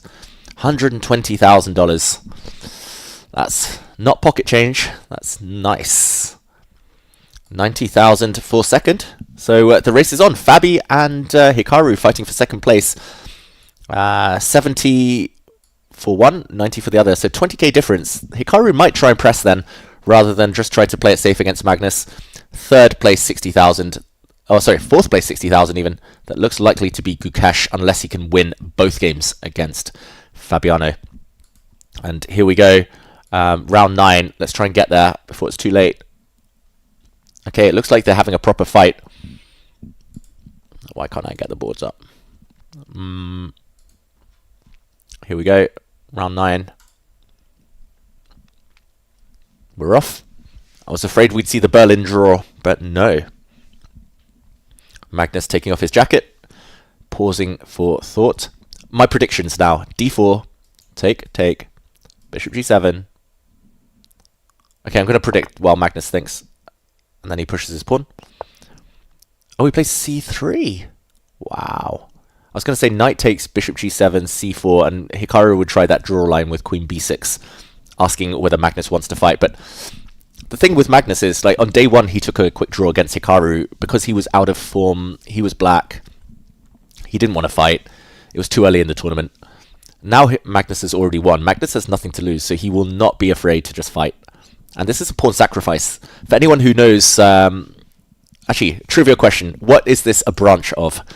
And what could it transpose to?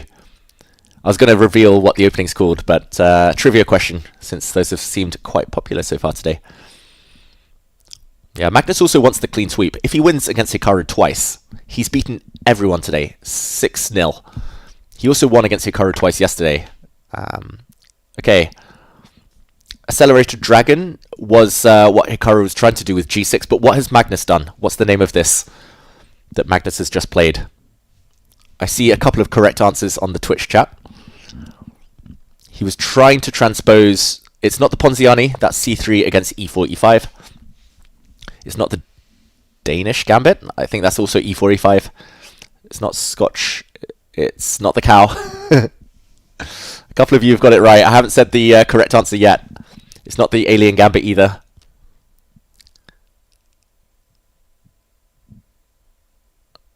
Okay, I'll reveal it. Get your answers in. I'll reveal it in 30 seconds. It normally comes from a different move order, but I believe it has transposed now, thanks to what Magnus has been doing. And Hikaru's pausing because he normally doesn't allow this. And wow, it's a second gambit from Magnus Carlsen. It is the name of a gambit, I'll tell you. It's got gambit in the title. But now you've got to be super careful. Knight takes knight. If you take with this pawn, whoops. I hope you can all see the idea here. Bishop takes pawn, check. Deflection. The queen was defended by its king, But she's no longer protected. She doesn't feel safe. She drops off the board. White wins the queen for just a piece. So you've got to be really, really wary here. It's not the Evans gambit. It's not the Ella gambit. Maybe it'll be renamed the Ella gambit if Magnus wins this one. But no, it is the Smith-Morra gambit. Good work by all of you. Many of you did say it. So congratulations, Jonathan Palmer, Abhijith. Who else? Changle Days. Yeah, fan. It normally comes from a different move order. So normally it's here, for example. You can play it with knight f3 first, but you go c3. And this is transposed essentially to the variation where black v and ketos. So Magnus giving up a pawn. The one I was also asking, like, what might it transpose to if Hikaru hadn't taken this pawn? If he'd brought his knight out or moved his bishop, then it actually transposes to the c3 Sicilian. And this is another branch of that, where white plays c3 and d4 without sacking any pawns. But back to the action. We saw development, e5. Hikaru, I wonder what the idea is after pawn takes pawn. Magnus has clearly studied this. I guess you don't want to trade queens since you're 2 pawns down. Probably it's this move. This looks scary, but yeah, if you have to play e6, you might get hit on the dart squares. The knight coming in. Let's catch up though. Knight h6. So Hikaru didn't want anything to do with that second pawn sacrifice. Didn't want to get outfoxed in any opening theory. So he takes this pawn now, Magnus. And again, Hikaru doesn't want any risk attached. Queen takes queen. Sorry, queen takes pawn and then queen takes queen, I was thinking. But the black king is in slight danger here. And even though black's a pawn up, that pawn is not long for the world. So he castles. Take, take. Symmetrical pawn structure. Small advantage for white according to the eval bar. That's probably because white's ahead in development. Like the rook can move, the bishop can come out, attack the queen. This bishop is glorious. The black knight's not ideally placed on the edge. That knight on the rim really does look dim. But everything else looks roughly balanced. It wasn't the Scandinavian, it wasn't the Swedish. Is there a Swedish gambit? Maybe. It wasn't the Botez gambit, not yet at least.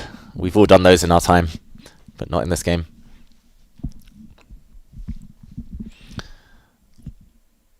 Yeah, very interesting. Hikaru, like I think his biggest strength is also what's held him back against Magnus. Like he plays the safest moves always, Hikaru. When he gets challenged, especially against the top guys, he always plays safe. And against Magnus, there's no such thing as safe. But yeah, that's why sometimes he suffered in the past against Magnus. He plays too passively. Magnus senses weakness and eventually tricks him or gets him. But against the rest of us mere mortals, Hikaru, he plays it safe. He totally neutralizes us. We have no way to win. We have no way to create anything. We get frustrated. We get anxious. We suddenly wake up and it's like, oh wait, it's Hikaru. And then he takes us down. So yeah, very, very kind of fine line between strengths and weaknesses in chess. Like it's the same for me. My biggest strength is yeah, probably like end games, general positional chess, but sometimes I try to play too slowly, too positionally. I lack the dynamism. I burn time on my clock, and sometimes I play like I miss critical moments in the earlier stages, opening middle game, because I'm trying too hard to fight to get into an end game where I feel like I thrive. Norwegian gambit. That is quitting being world champion. That's true. Classical world champion at least. The deaccelerated pigeon. Wow. The Saragossa gambit. That's a real one, I think. Okay, let me know now. Like, good work, everyone, by the way, with the gambits. Next time I'll ask for your favorite gambit, but not now. I'm going to ask you in the meantime, what do you feel your biggest chess strength is? And what's your biggest weakness? Is there some overlap? Is my theory correct? Prove me wrong. Or prove me right. I'd be happy either way. Magnus looking up on the camera, looking at the other board. While you let me know, we'll look at the other game. Manouche, did I manage to get back to 2600 ELO? That was only in Blitz. I'm quite a lot over 2600, luckily, in classical chess. Mainly because I'm not playing anymore. I'm just sitting on my racing while others get deflated. I used to be 2700, but in Blitz, I lost a lot of points just before the pandemic, then didn't play until recently. I did play a Blitz tournament. That was, again, on the YouTube for Take. Go check that out if you haven't. 1 professional versus 100 amateurs. But yeah, I haven't made it over 2600 Blitz yet. I haven't played since that video came out, so maybe sometime soon. I need to find some willing victims. Okay, keep coming. I see some answers to my question. Keep them coming. We'll switch to the other board for now. Magnus and Hikaru disappear, but we'll be back to their distinctive, those 2 distinctive players very shortly. Okay, this looks like early days. 15 moves in. Black has the bishop pair, but also has some horrible pawns. I think I would choose white. I love a bishop pair, but I also love a good pawn structure. Ivalbar, of course, says dead level. This came from the English opening. Fabiano, and wow, d5. This is a reversed, by the way, this is a reversed accelerated dragon. So Fabi and Hikaru have been playing this as their main weapon with black. They play c5 as black, then g6 as black. Now it's c4 with white, g3 with white. Same idea. And very interesting variation. Modern trend, by the way, with the queen coming out. This looks ridiculous. Like, if you showed me this 10 years ago, I'd be like, why are you bringing your queen out? Do you not know the basics of chess? Now, and especially because black goes the whole way back. But this pawn structure that is basically a Sicilian pawn structure with colors reversed is so sound for black that everyone's willing to do this, even at the cost of 1 tempo and 2 tempi. And okay, the game went on, and this is how we got there. Bishop c5, bishop takes knight. The queen cannot take, since that would drop her pawn on c7. And here we are. Looking level. I'll call it level. Let's go back to the other game. Magnus versus Hikaru. And let's bring them back on the camera as Magnus has got his head in hands. Okay, I see lots of answers. I'll start with the Howell Hub Twitch chat. You specialize in Bota's Gambits. A win is worth 3 points, but also a lot of money. Sweet Blues asking if chess players are even supposed to have strengths. I hope so. At least something you're proud of, right? Like, Pizza Racer, tactics okay for your level, but positional chess pretty bad. Keep focusing on the tactics. Keep focusing on your strengths. Like, I've got a lot of weaknesses, but I do my best to hide them behind my strengths. And I think it's the same, especially kind of at the lower to mid levels. Like, I would say, like, anywhere up to 2300 even. Like, from 0 rating to 2300 rating, you can get by on tactics if you're sharp enough. So I keep playing those tactics, and positional chess, that's for when you're older, like me. You squander advantages in the middle game and try to win the end game. Sounds like we're twins, Albus Severus. Albus Severus. That's a very, very good name. Biggest strength, memorizing. Biggest weakness, forgetting everything I've memorized. I told you, biggest strength and weaknesses, they're intertwined. Not much is happening on this board in the meantime. We had a few moves. We had the white knight jumping forward to attack the queen. The queen moved. And some dancing between the bishop and the queen. By the way, Magnus can bail out now. If he drops his bishop back, that repeats the position. I don't think he wants to. The move you want to play is knight check. And you want to force black to take you, because this is just beautiful. Like, look at this king. It's just helpless. It's on its knees. It's about to get checkmated on the dark squares. White's queen will start coming. But unfortunately, after a check, you have to work out what happens if the black king just slides to the right. Slides into the corner. I don't see a follow-up. Like, the move again I want to play is take. And then maybe I would bring my knight back. And I don't think Magnus is risking much here. Bishop takes pawn, not possible because the knight's hanging. So maybe he'll go for this, but it would be an anticlimax to see Magnus go back and repeat this draw. This is a well-known draw from Sicilian Sveshnikov and others. Bishop d2 to g5, queen a5 to d8. Let's go back to the live position. Magnus in thought. Biggest weakness, overthinking. Biggest strength equals strong nerves in time trouble. Wow. Schlurz. I think we have something in common. Overthinking is like, yeah, it's a fine line. You got to trust your instincts, save time, be practical. But it's also good to like have those strong nerves when you need. Hello, it's Kotov. I hope all is good in Berlin. Above average opening knowledge, but very bad in time pressure, Sweet Blues. Yeah, I think that's normal. Like, lots of people are the same. Magnus keeps the game going. Watch out, he might be playing rook takes knight and a check in the near future. Yeah, I would say that time pressure, playing blitz actually helps. Puzzles help, so work on those. I'm homeless on Wi-Fi, it says. Strength. I eat GMs for breakfast. Weakness. They don't digest well. Yeah, GMs. We might be tasty on the chessboard, but rarely off it. Wow. Thank you for everyone. Thank you for taking part and indulging me in all these questions, keeping it interactive. Like, the games are nice to follow, but it's also nice to just chill, and feels more like a laid-back watch party with you guys interacting. So I do appreciate it. Yeah, the monkey's bum opening. It is a real thing. Simon Williams, I believe, has talked about that in many videos. Strength, endgame, weakening, weakness, opening. Ooh, sacrifice time. Magnus kind of looked a bit surprised there on the camera. He kind of leaned back and he's frowning now. He might have missed that black could just give up the rook. Bishop takes rook now. Probably will be played because why not?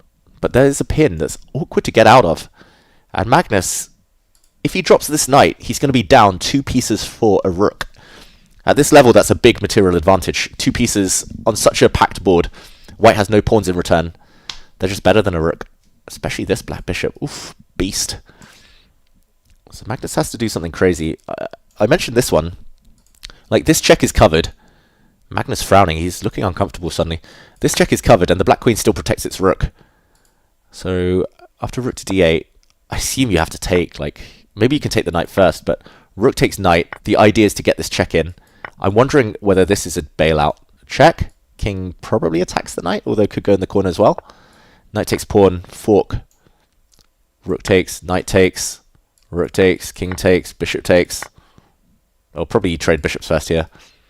Probably it's just a draw. We're seeing this sequence play out. Let's follow them. Oh, check. Oh, they're playing it faster than I can. Rook takes queen.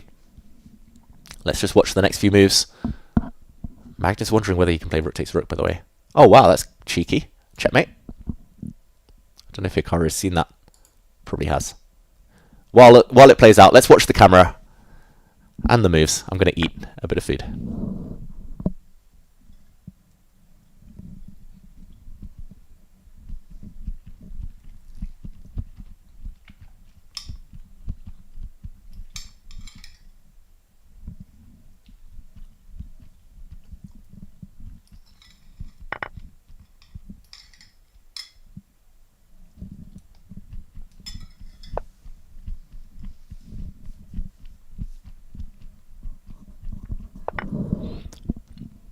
Look at the body language. It's going to be a draw, folks. Look at them. They're both looking at the arbiter. It's dead level, dead symmetrical. The dust has settled. It's opposite color bishops. The knights kind of balance each other out. It's going to be a draw. Mass trading time, as you say in the chat there.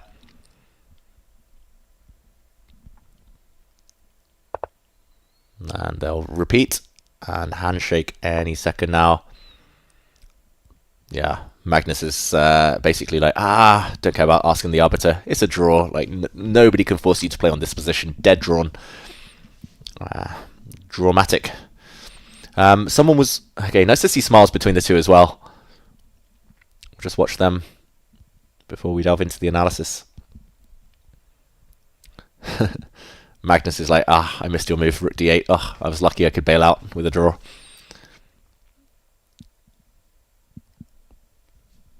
Wait, a draw gets him the $3,000 anyway. What's this $3,000 about? Each win is worth 3 points and $3,000. Wow. So it wasn't just the 90,000 Magnus could walk away with. It's going to be more. He's won many games, so... Wow. Okay. This was drawn. Someone was asking if it was a brilliant move in this position after rook takes queen to not automatically take back the queen, which Magnus did. It would have been cool to play rook takes rook. The queen is attacked, and when the queen moves, white can give a check, and it's not checkmate. The black king can't move, but the black queen can give itself back. And when we get to the final position, we see the same thing, basically. And here white's knight is probably just slightly worse than it would have been on a5, where it actually came back to defend. So, same. All roads leading to a draw, but Hikaru has the honor of playing the best move of the game, there, rook to d8. Sacrifice, but pinning. We'll go to the other one. No cameras. Just to see if anything's going on. How would you evaluate this, everyone? How would you evaluate this? Yeah, I see lots of strengths and weaknesses being given. Thank you so much to everyone who kind of confessed there about all of their weaknesses. It's a hard thing to do, like kind of internalize everything and be really self-aware. But it's a very important thing in chess. Like, as soon as I realized my weaknesses, I knew what to hide and cover up. I knew how to kind of focus on my strengths a bit better. So I think it's an important question to answer. Sorry I didn't get around to talking about everyone's kind of own perceptions there.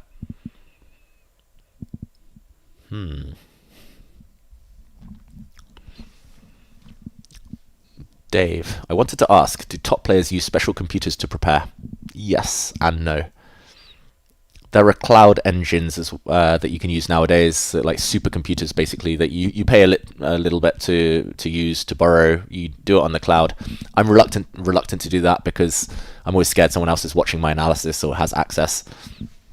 But a lot of top players do it rather than carrying, these huge computers around with them tournament to tournament. I don't even know if Magnus has a laptop, to be honest, but I know he has Peter Heine Nielsen, who's basically a walking computer. That helps.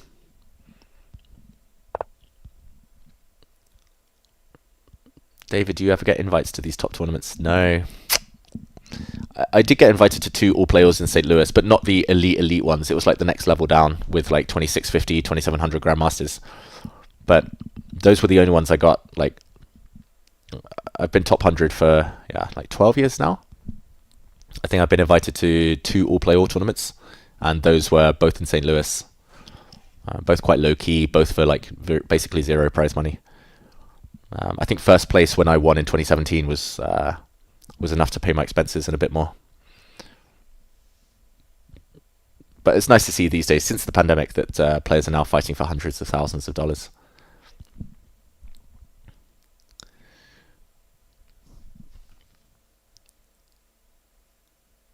Okay, draw adds $3,000 to the jackpot. Wow. Okay, yeah, we'll try and figure out who's won what after this full round is over. So after this next set of games, I'm keeping the camera on the screen, by the way, so I can keep an eye on when Magnus and Hikaru sit back down. I think they'll have a few-minute break, but they might even start before Fabi and Gukesh have finished this game. We'll talk about the standings a bit later.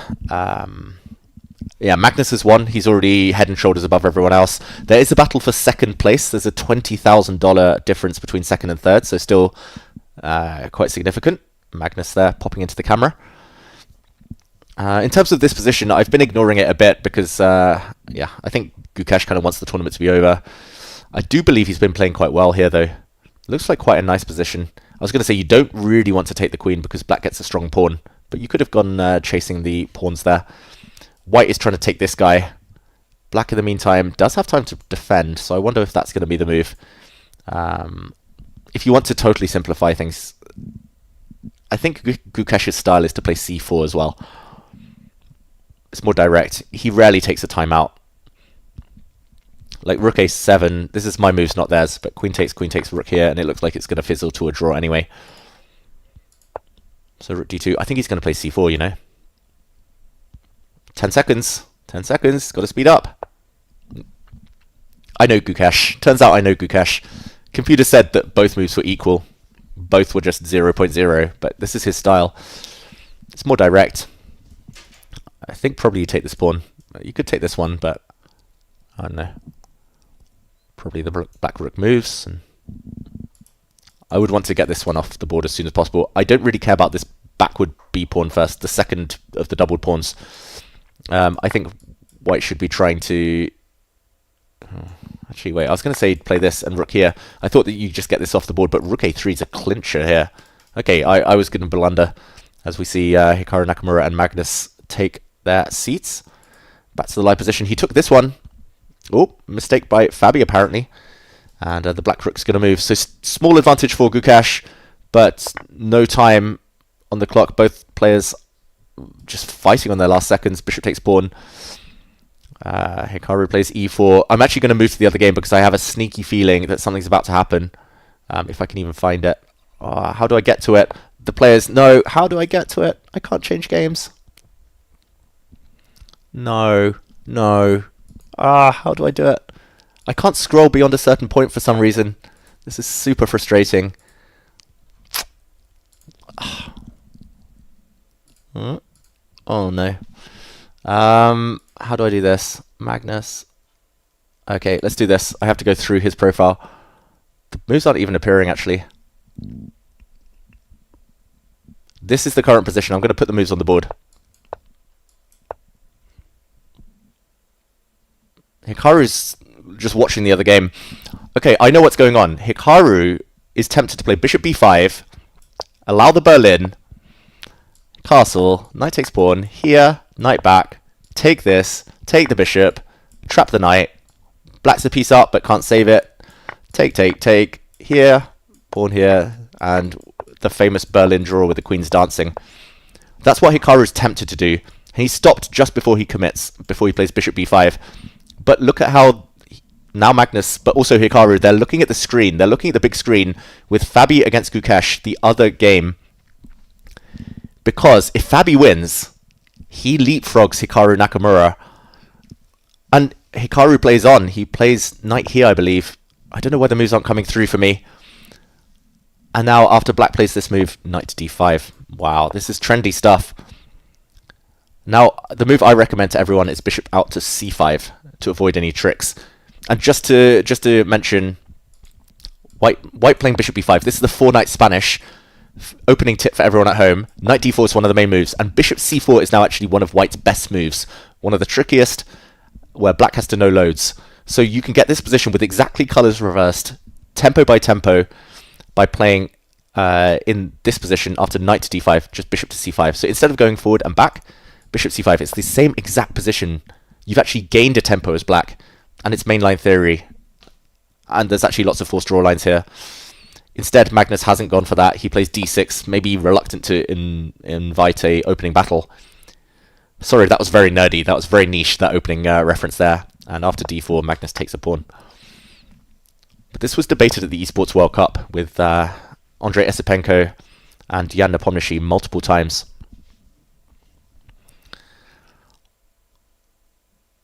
Yeah, people teasing me for not being good with tech. I did try scrolling with the scroller on the mouse. I'm not that bad, but it didn't work. It didn't appear. I had to go through the profile, and the moves did appear eventually. I think it was because they hadn't created the game, or it wasn't ready, and the moves just, there was a bit of lag, but here we are. Hikaru's looking at the other board. Because this is a different round, it's awkward to go to the other game, but yeah, just to mention, I've studied this myself, and a6 I think is the main line. But there are other moves, like bishop d7 among them. Let's quickly go to the other game, because Hikaru's going to win his pawn back. The black king's still in the center, which makes me nervous. I think Magnus is probably going to retreat his knight now to try and initiate some exchanges, some trades. There we go. Just before anything drastic happens. This is Hikaru Nakamura playing for a win, which is nice to see. No Berlin draw that I predicted. No kind of swings, roundabouts. No... yeah, non-chess. Let's go back to the other game, which now for some reason I can't find. Oof, let's go the long way round. This ended in a draw between Fabi and Gukesh, which he left it a while back. We left it, whoa, what, miles back, this position, and eventually black actually won the exchange, but Bishop and 4 pawns versus rook and 2 was an easy draw. So the players we see in front of us, Magnus and Hikaru, they were watching this, and Hikaru was looking, he was like, current standings. We'll take a look at those now as well. In second place, it's Fabi. So it wasn't even leapfrog, it was Fabi trying to get enough ahead. And basically, Hikaru gains nothing with the draw. He's 2.5 points behind Fabiano right now. Fabi has 15.5. Hikaru has 13. So if Hikaru wins and Fabi loses, Hikaru comes up to second. If Hikaru loses, he stays in third. Gukesh is at 9 points to Hikaru's 13. 3 points for a win. Cannot catch him. I know it's complicated, everyone. I know I'm rambling. This is Dave's maths cave. But yeah, Hikaru realized that there's no point to make a draw. He needs to win at all costs to have any chance of coming second. And back we go to the next game. Okay, Hikaru, let's check in how he's doing with Magnus. And it must be frustrating for Hikaru. Like, if I were him, I would probably have waited, demanded that the final game start at the same time. I'm very surprised he allowed this to happen. Like, thank you, by the way, Seek and Destroy in the chat for putting the standings out there. Looks correct to me. But yeah, if I were Hikaru, I would have said, look, I need to know how Fabi does in order to inform my own decisions at the chessboard. Like, starting first is such a big disadvantage. Like, now, if Hikaru wins against Magnus and Fabi's still playing, because they start 10 minutes later, Fabi knows he has to risk it for second place. If you start at the same time, there's the intrigue of like, oh, do I draw, do I not? Like, you kind of, it just feels fairer. And here we go, lots of exchanges. Hikaru takes the bishop, moves his rook. I mean, eval bar says 0.0, but I can count, and black is a pawn up, albeit a weak pawn. Potentially weak king. What do you guys think? Show the end of Fabi. Yeah, that endgame, I think the rook and 2 pawns versus bishop and 4, there wasn't much to show after that. They just moved around.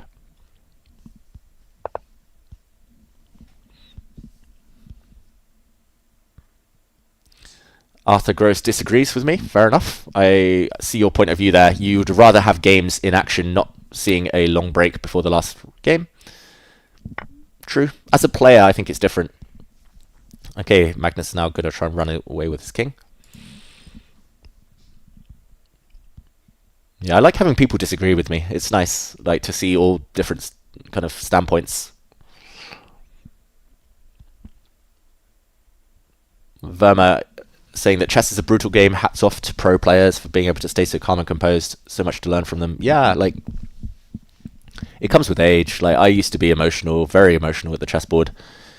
Like, if I lost a game, I would like hate myself for the rest of the day, or if it was the final round, for the weeks, months until the next event. It's tough, chess. Like, psychologically, it's so tough. We see it all the time, sadly. Like, it's so draining. That need to win, that need to impress, the need to prove yourself, the fight with the ego, let alone the opponents.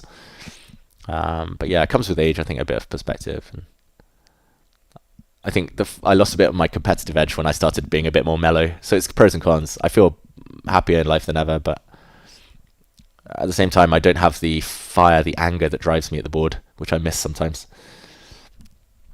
So yeah, you're right, Verma. Chess is hard, and these pros, like, they're still so driven, which is impressive. But yeah, it's hard finding that mix between calmness and composure, which you definitely need. Just like a striker scoring a penalty, you need to be composed. You need to have your head on. Like, you can't be too emotional, wondering, worrying what might go wrong.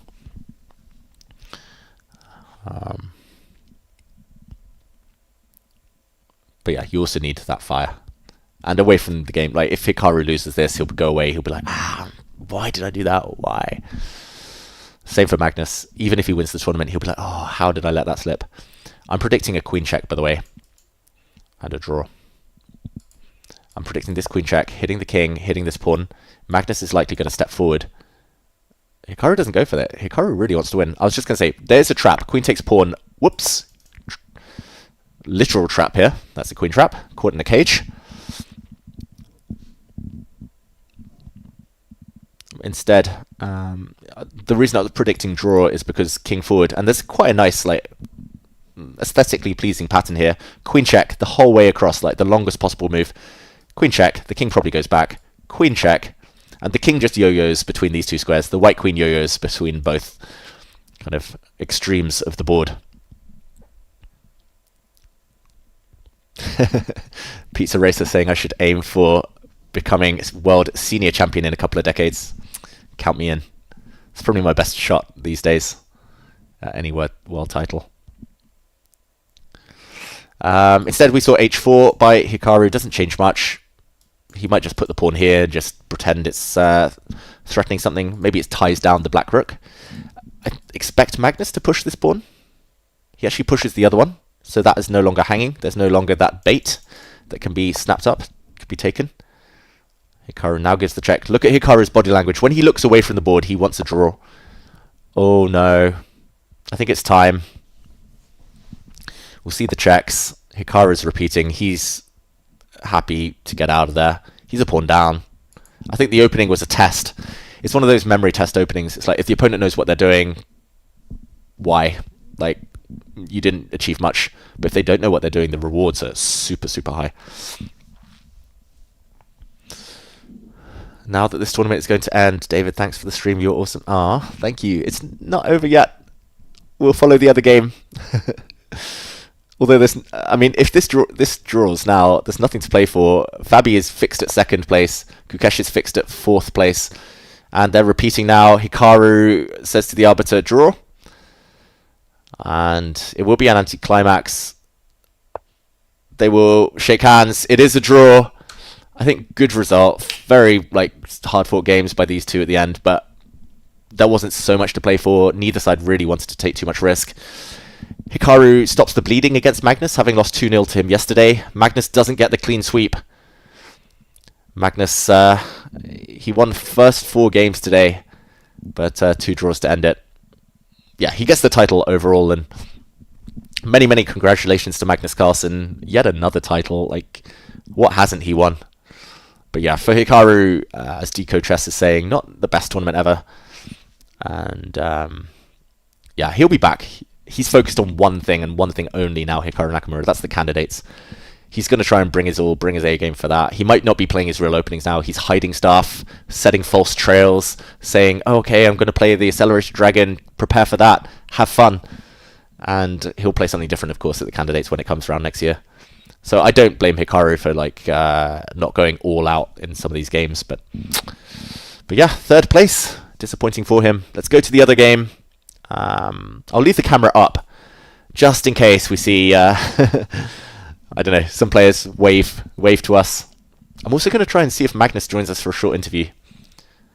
We were floating that idea earlier, but I didn't get confirmation from him yet. We might get a call with Magnus, so don't go anywhere. It's too early to leave. Dave, you know my real openings.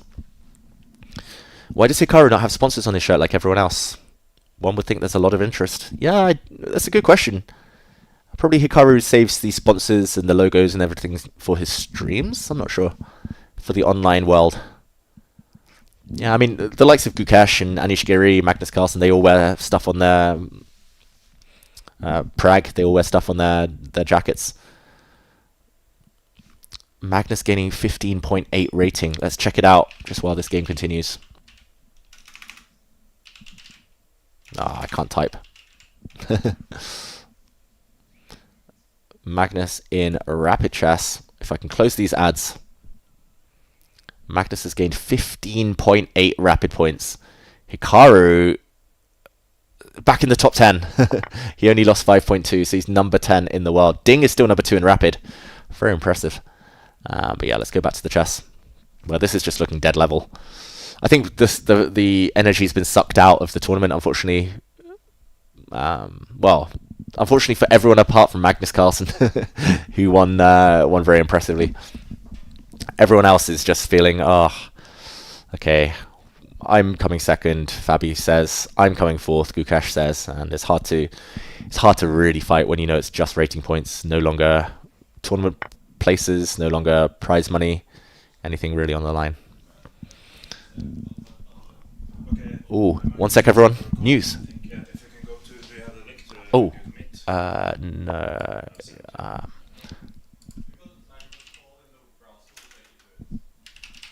okay, everyone. We're getting a call with Magnus Carlsen, but you didn't expect that. D. Wow. Okay, go for it. Say hello to Asbjørn, everyone. Asios. Okay, the twist you didn't know, but you always wanted. Oh, wow. He's here. Of Wow. course. Hello, can you hear me? Yeah. Hey, man, good work. How are you feeling? Thanks. I'm feeling good. Yeah. Today was a good day. Yeah, and I mean, yesterday was a pretty good day. Like, you ended on a high. Today couldn't have started any better. Like, what was the secret? What was the magic behind it?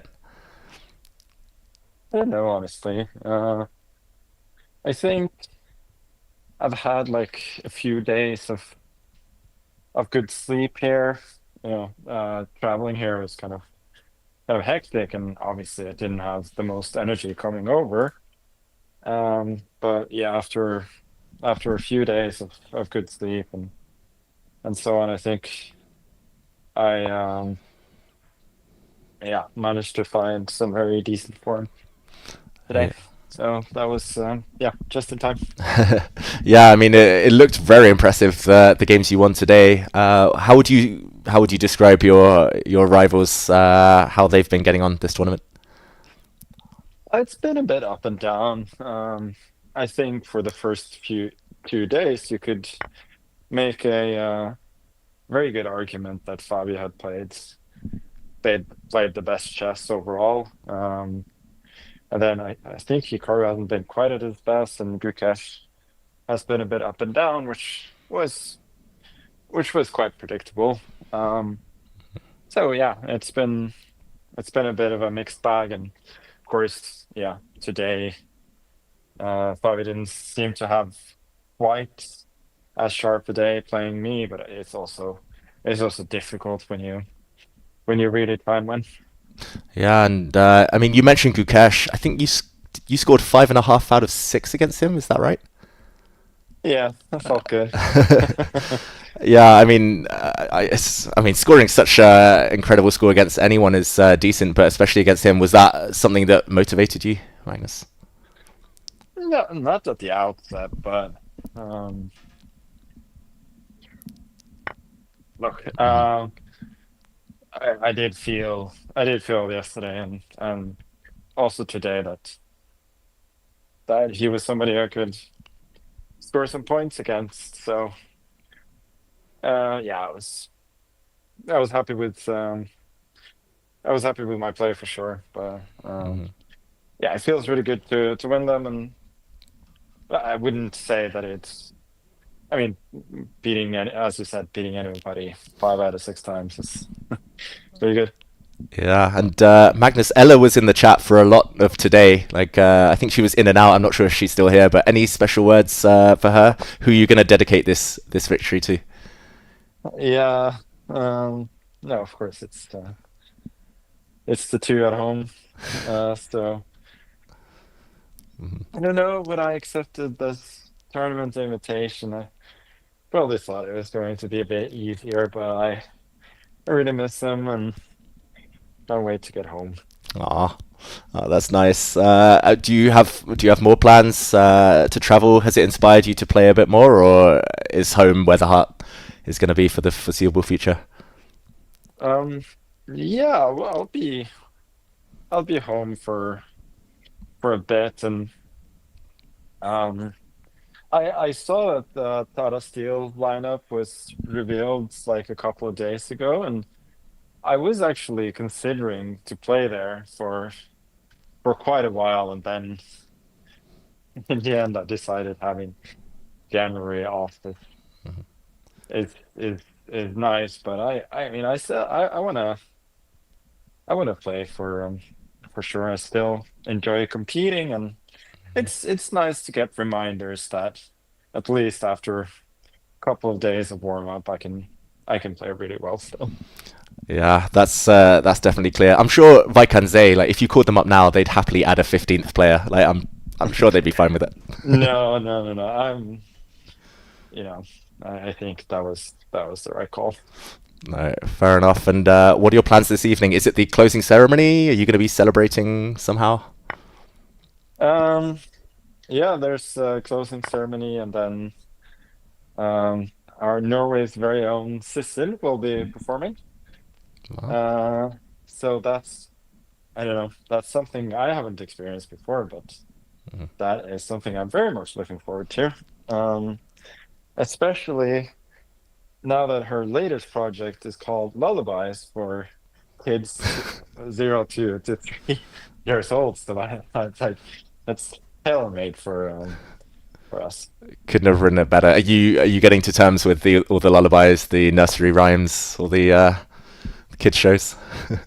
No, not that much yet, but I it just shows me that there's a world out there. There was one lullaby that Ella put on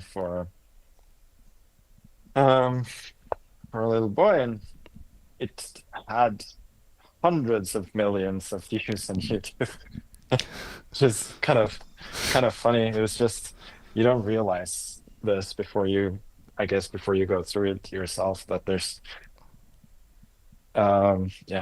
this whole other world out there that people most people experience, but yeah, for me it's definitely new. And it wasn't Baby Shark that tune she put on. That's the only one I know. No, no, that one I know. And yeah, how's it been being back in St. Louis for the first time in a few years? It's been good.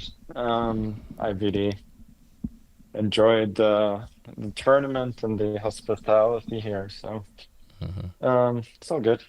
Okay. Where are you walking right now? Like it looks like you're in this underground bunker or something. You've been going for a while. Yeah, that's true. Um, there's they call it a maze themselves, so there's just this whole area here in the Okay. other lower levels where Ah, nice. the players and family hang out in between games and so on. So I'm just walking in the hole. We appreciate you taking the time, Magnus. We've had a lot of people on the Tate Tate Tate channel just hanging out, chilling, watching your games, and yeah, we know it's been a long few days for you, so do really appreciate it. Thank you. And yeah, I guess I'll catch you when you're back in Norway. I've got to meet the little one. Yeah, soon enough. Yeah, we'll make it Okay, happen. see you soon. Thanks, Bye. Magnus. Have a good one. Celebrate hard. Bye bye. Yes, bye. And there we go, everyone. Now you can see me in double. Wow. We'll bring this back up just to see how the other game's getting on. I feel like I should stay to the bitter end. Yeah, nice to get some words from Magnus. Super nice of him to take the time. I mean, of course, he's a friend of mine. He's a friend of the channel, but I'm hoping you're all appreciating seeing this new side of him. I mean, not just the dominant chess player we've seen today and throughout the event, but Daddy Maggie. Yeah, it melts my heart, like just hearing about him and yeah, his son, and yeah, it's just awesome. Thank you, Cooksy Music TV, for the Prime. Really appreciate it. Standing under the chin of giants. Exactly, that was a beautiful angle that we had on the camera there. The prize ceremony, will it be broadcast? I'm not sure. I think St. Louis, they tend to have closing dinners. Thank you, Irfan. Thanks for the company. But yeah, St. Louis, they tend to have these big gala dinners to end events, and there will be cameras. There will be, like, I'm sure Sagar Shah's there with Chessbase India recording some clips, but I don't think we'll get to peek behind the curtain this time.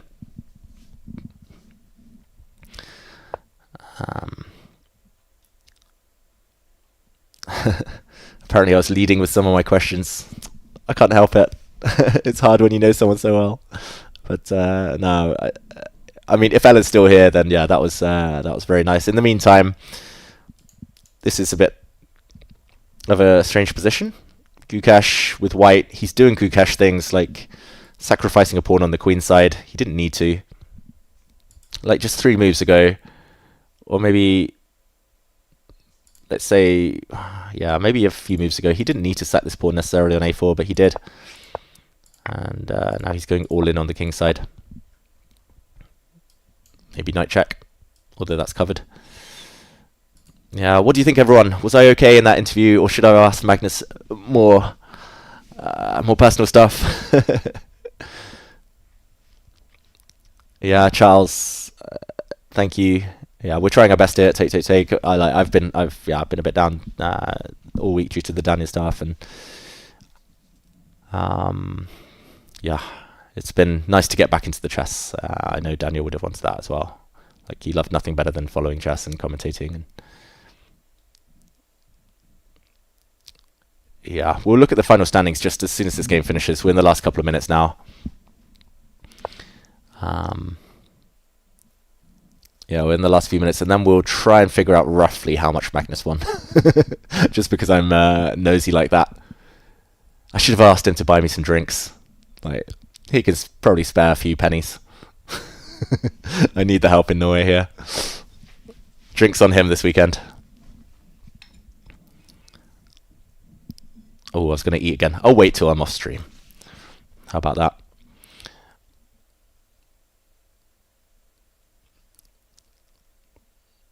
Yeah, Magnus will be in South Africa. I've seen people ask about that. He'll be playing freestyle chess, but I believe that's the next thing other than the World Rapid and Blitz, which he may or may not play. Yeah, I'm glad. I hope you've all enjoyed, everyone.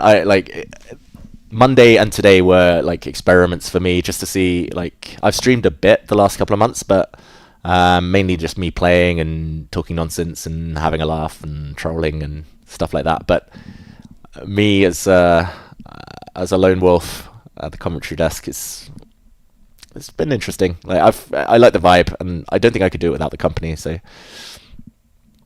I do appreciate. I hope you have enjoyed. I hope you want more of this as we close out today. I'm a bit checked out of this game, I must admit. I shouldn't be. I should be professional as a commentator, but yeah, very interesting position. I just realised Black's last move is allowed knight takes pawn. Wait, what was his last? Queen there. I thought he was going to play queen e7. But he's played queen f8, and Gukesh is not going to resist taking this pawn.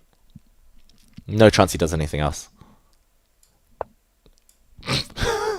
Commentator's curse. Oh dear. I was going to say knight takes pawn, but I think I missed something here. Wow. Talking of the 4 horsemen of the apocalypse, these 4 riders of Rohan, knights of the realm, whatever you want to call them, you can't take here with black. Like, this is a check, and I don't think it's smothered mate. This is normally a smothered mate pattern. You can't smothered mate when the opponent's queen is nearby, because this is whoops, you lose your knight. But it's better than that, more sadistic than that. Probably in this position, you can just take this knight. You're threatening all these checks. This knight is loose.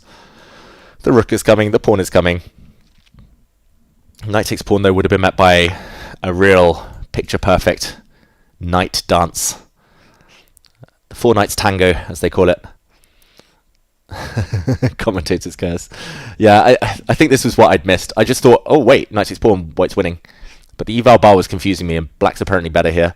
And that's mainly because now, like, the queen is hit, white's a pawn down, can't afford a queen trade. And if you move the queen, this knight is suddenly hanging. And yeah, so removing this pawn removes the defender of this knight.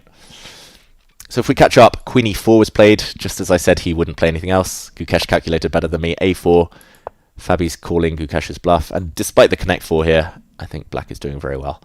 I would play g6 in a heartbeat, just to stop f5 ideas. But Fabi's more likely to go direct.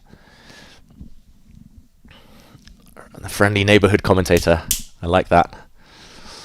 Just call me Spider Dave. Yeah, I mean, yeah, it's been hard to smile about chess this last week, but yeah. Yeah, I had a really nice call just yesterday with one of Daniel's best friends, and it was nice. We were sharing memories of each other, and we were sharing memories with each other of Dania. Yeah, Daniel loved to laugh as well. Like, he would have been probably laughing at how bad my commentator's curse was a second ago, and how bad my attempted puns have been. Yeah, this knight is not really hanging because this pawn is overwhelmed. It has to defend its own knight. It doesn't really want to get deflected. It's really interesting. It looks like it should be checkmate here, but the black king's just going to hide in the corner. The queen is actually a great defender. People say a knight is a king's best friend, and I've said that many times as commentator, but a queen is just as good a friend of a king. Like, a queen is the key defender, and that's why, like, mates normally happen. If you look at checkmates at all levels, they normally happen because one queen is, like, off, like, far away from her own king and can't come back and defend. It's that simple. And we all forget, we all get bogged down in calculating. But if you keep your queen nearby, you normally have an element of control. Let's play Guess the Move. What's Gukesh going to play? Guess the ELO is so last year. It's all about Guess the Move.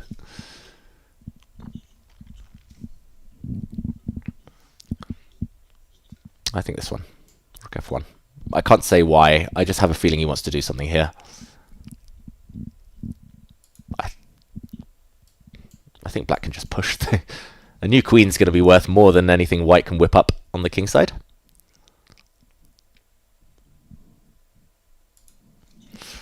Thank you for the kind words, everyone. I do appreciate the support. I agree that Dania and Hess, like, best commentary duo.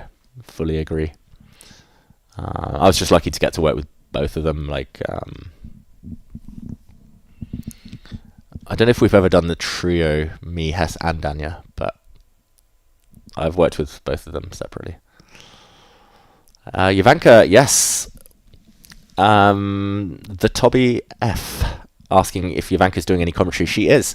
She'll be commentating a lot on the FIDE World Cup starting next week. And that's going to be with chess.com. So Ivanka's going to be there for many, many days. And you know who might join for a few of those. I won't be there the whole time, but Ivanka's doing, I think, most of that event. She's doing great. She's been playing for England, actually, Ivanka. I was cheering her on. She was playing at the European Team Championship for England, leading the charge on board 1 for the England women's team. And I think she'll be playing again in the London Chess Classic. So Ivanka doing a lot of different things. But yeah, I'm her biggest fan as well. She's like one of my closest friends. Yeah, on and off camera. So it's no coincidence that you can probably tell I love working with her. Something just popped up. 1 second.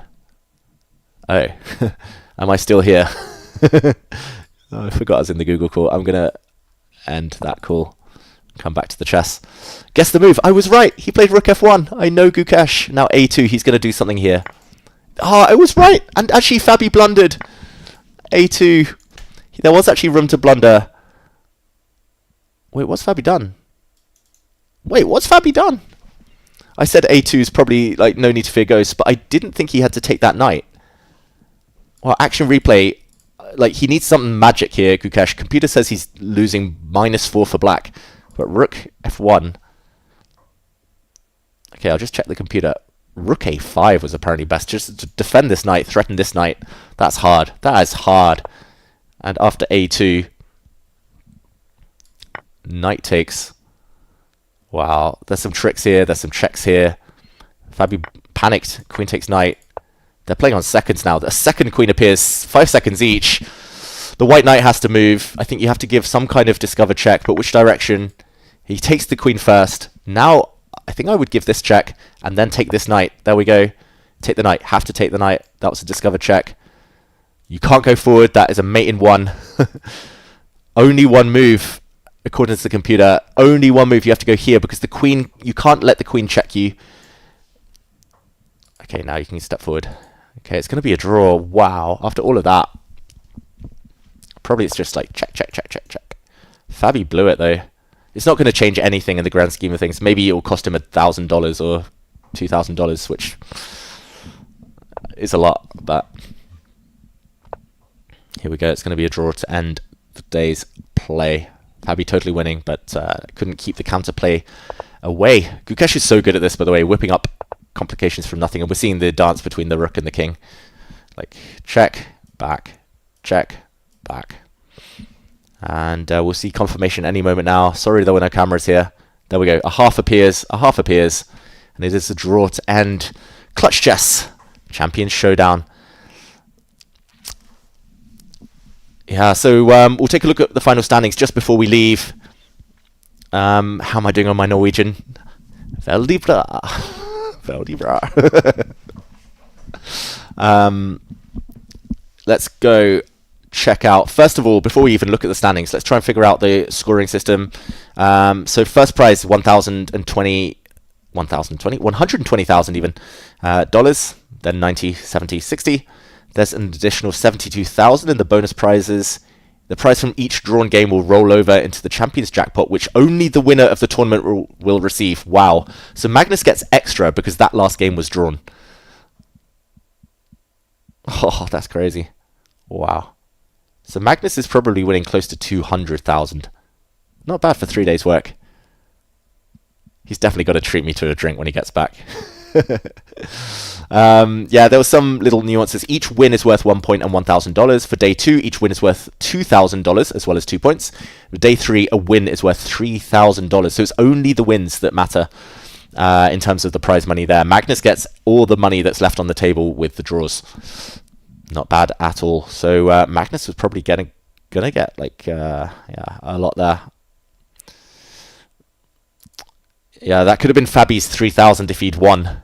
And yeah, that 3,000 disappears and goes to Magnus instead. That's heartbreaking. That is brutal. But in terms of the standings, let's go here. And yeah, just because I don't want to have to adjust the screen too much, well, let's look at the points here. Magnus gets 25.5 points. That is crazy. He went on a 6-game winning streak between the end of yesterday and earlier today. He only lost 1 game to Hikaru. He laid down further below. He lost to Fabiano twice yesterday. But other than that, almost perfect from Magnus. Considering they all played 18 games, 3 blips. That's very understandable. So Magnus goes away 25.5 points. He wins by 9 points ahead of Fabiano, who at the top here you see 16.5. A bit up and down. Win, but then a really bad first day for Fabi. Then he recovered really well with lots of wins on day 2. And today, Magnus said it in the interview. You heard it. A bit up and down. Lost to Magnus. But otherwise, quite impressive. Fabi comes second ahead of Hikaru Nakamura on 14 points. You see his scores here. Up and down again. Hikaru not really as consistent as we're used to seeing him. And Gukesh finally last place, 10 points.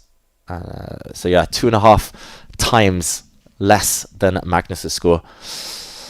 Tough couple of days for Gukesh, who was leader after day 1. Then didn't win a game for the rest of the tournament, but he'll come back stronger. He's a different generation from the others. He'll be learning a lot from their experience. And yeah, that just leaves me to say thank you everyone so much for joining me, joining Magnus, joining Take for Clutch Chess. It's been fun hanging out. It's been super chill. I hope the vibe has been okay. I hope you haven't minded just me eating and everything. Yeah, I'll be back soon. Remember, you can see me next, possibly on Howell Hub Twitch. Go follow. But also, yeah, we'll be raiding. But yeah, you'll see me next Title Tuesday, every Tuesday on the Take channels. So goodbye for now. Let us know who you want us to raid. That's the final question for you guys. And we'll make it happen. We have Asios setting that up for me. And yeah, we'll get that sorted. So thank you again, everyone.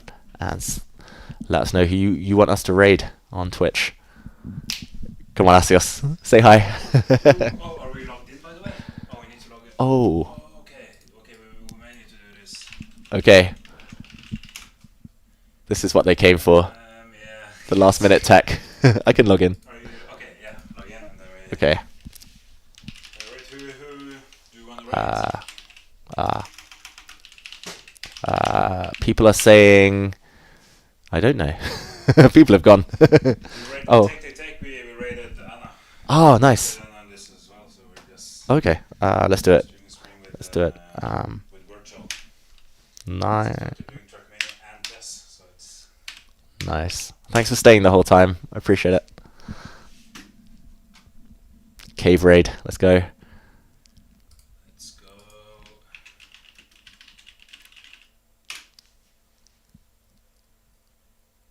Yes. Okay, bye everyone. Okay. Raid now. Yeah.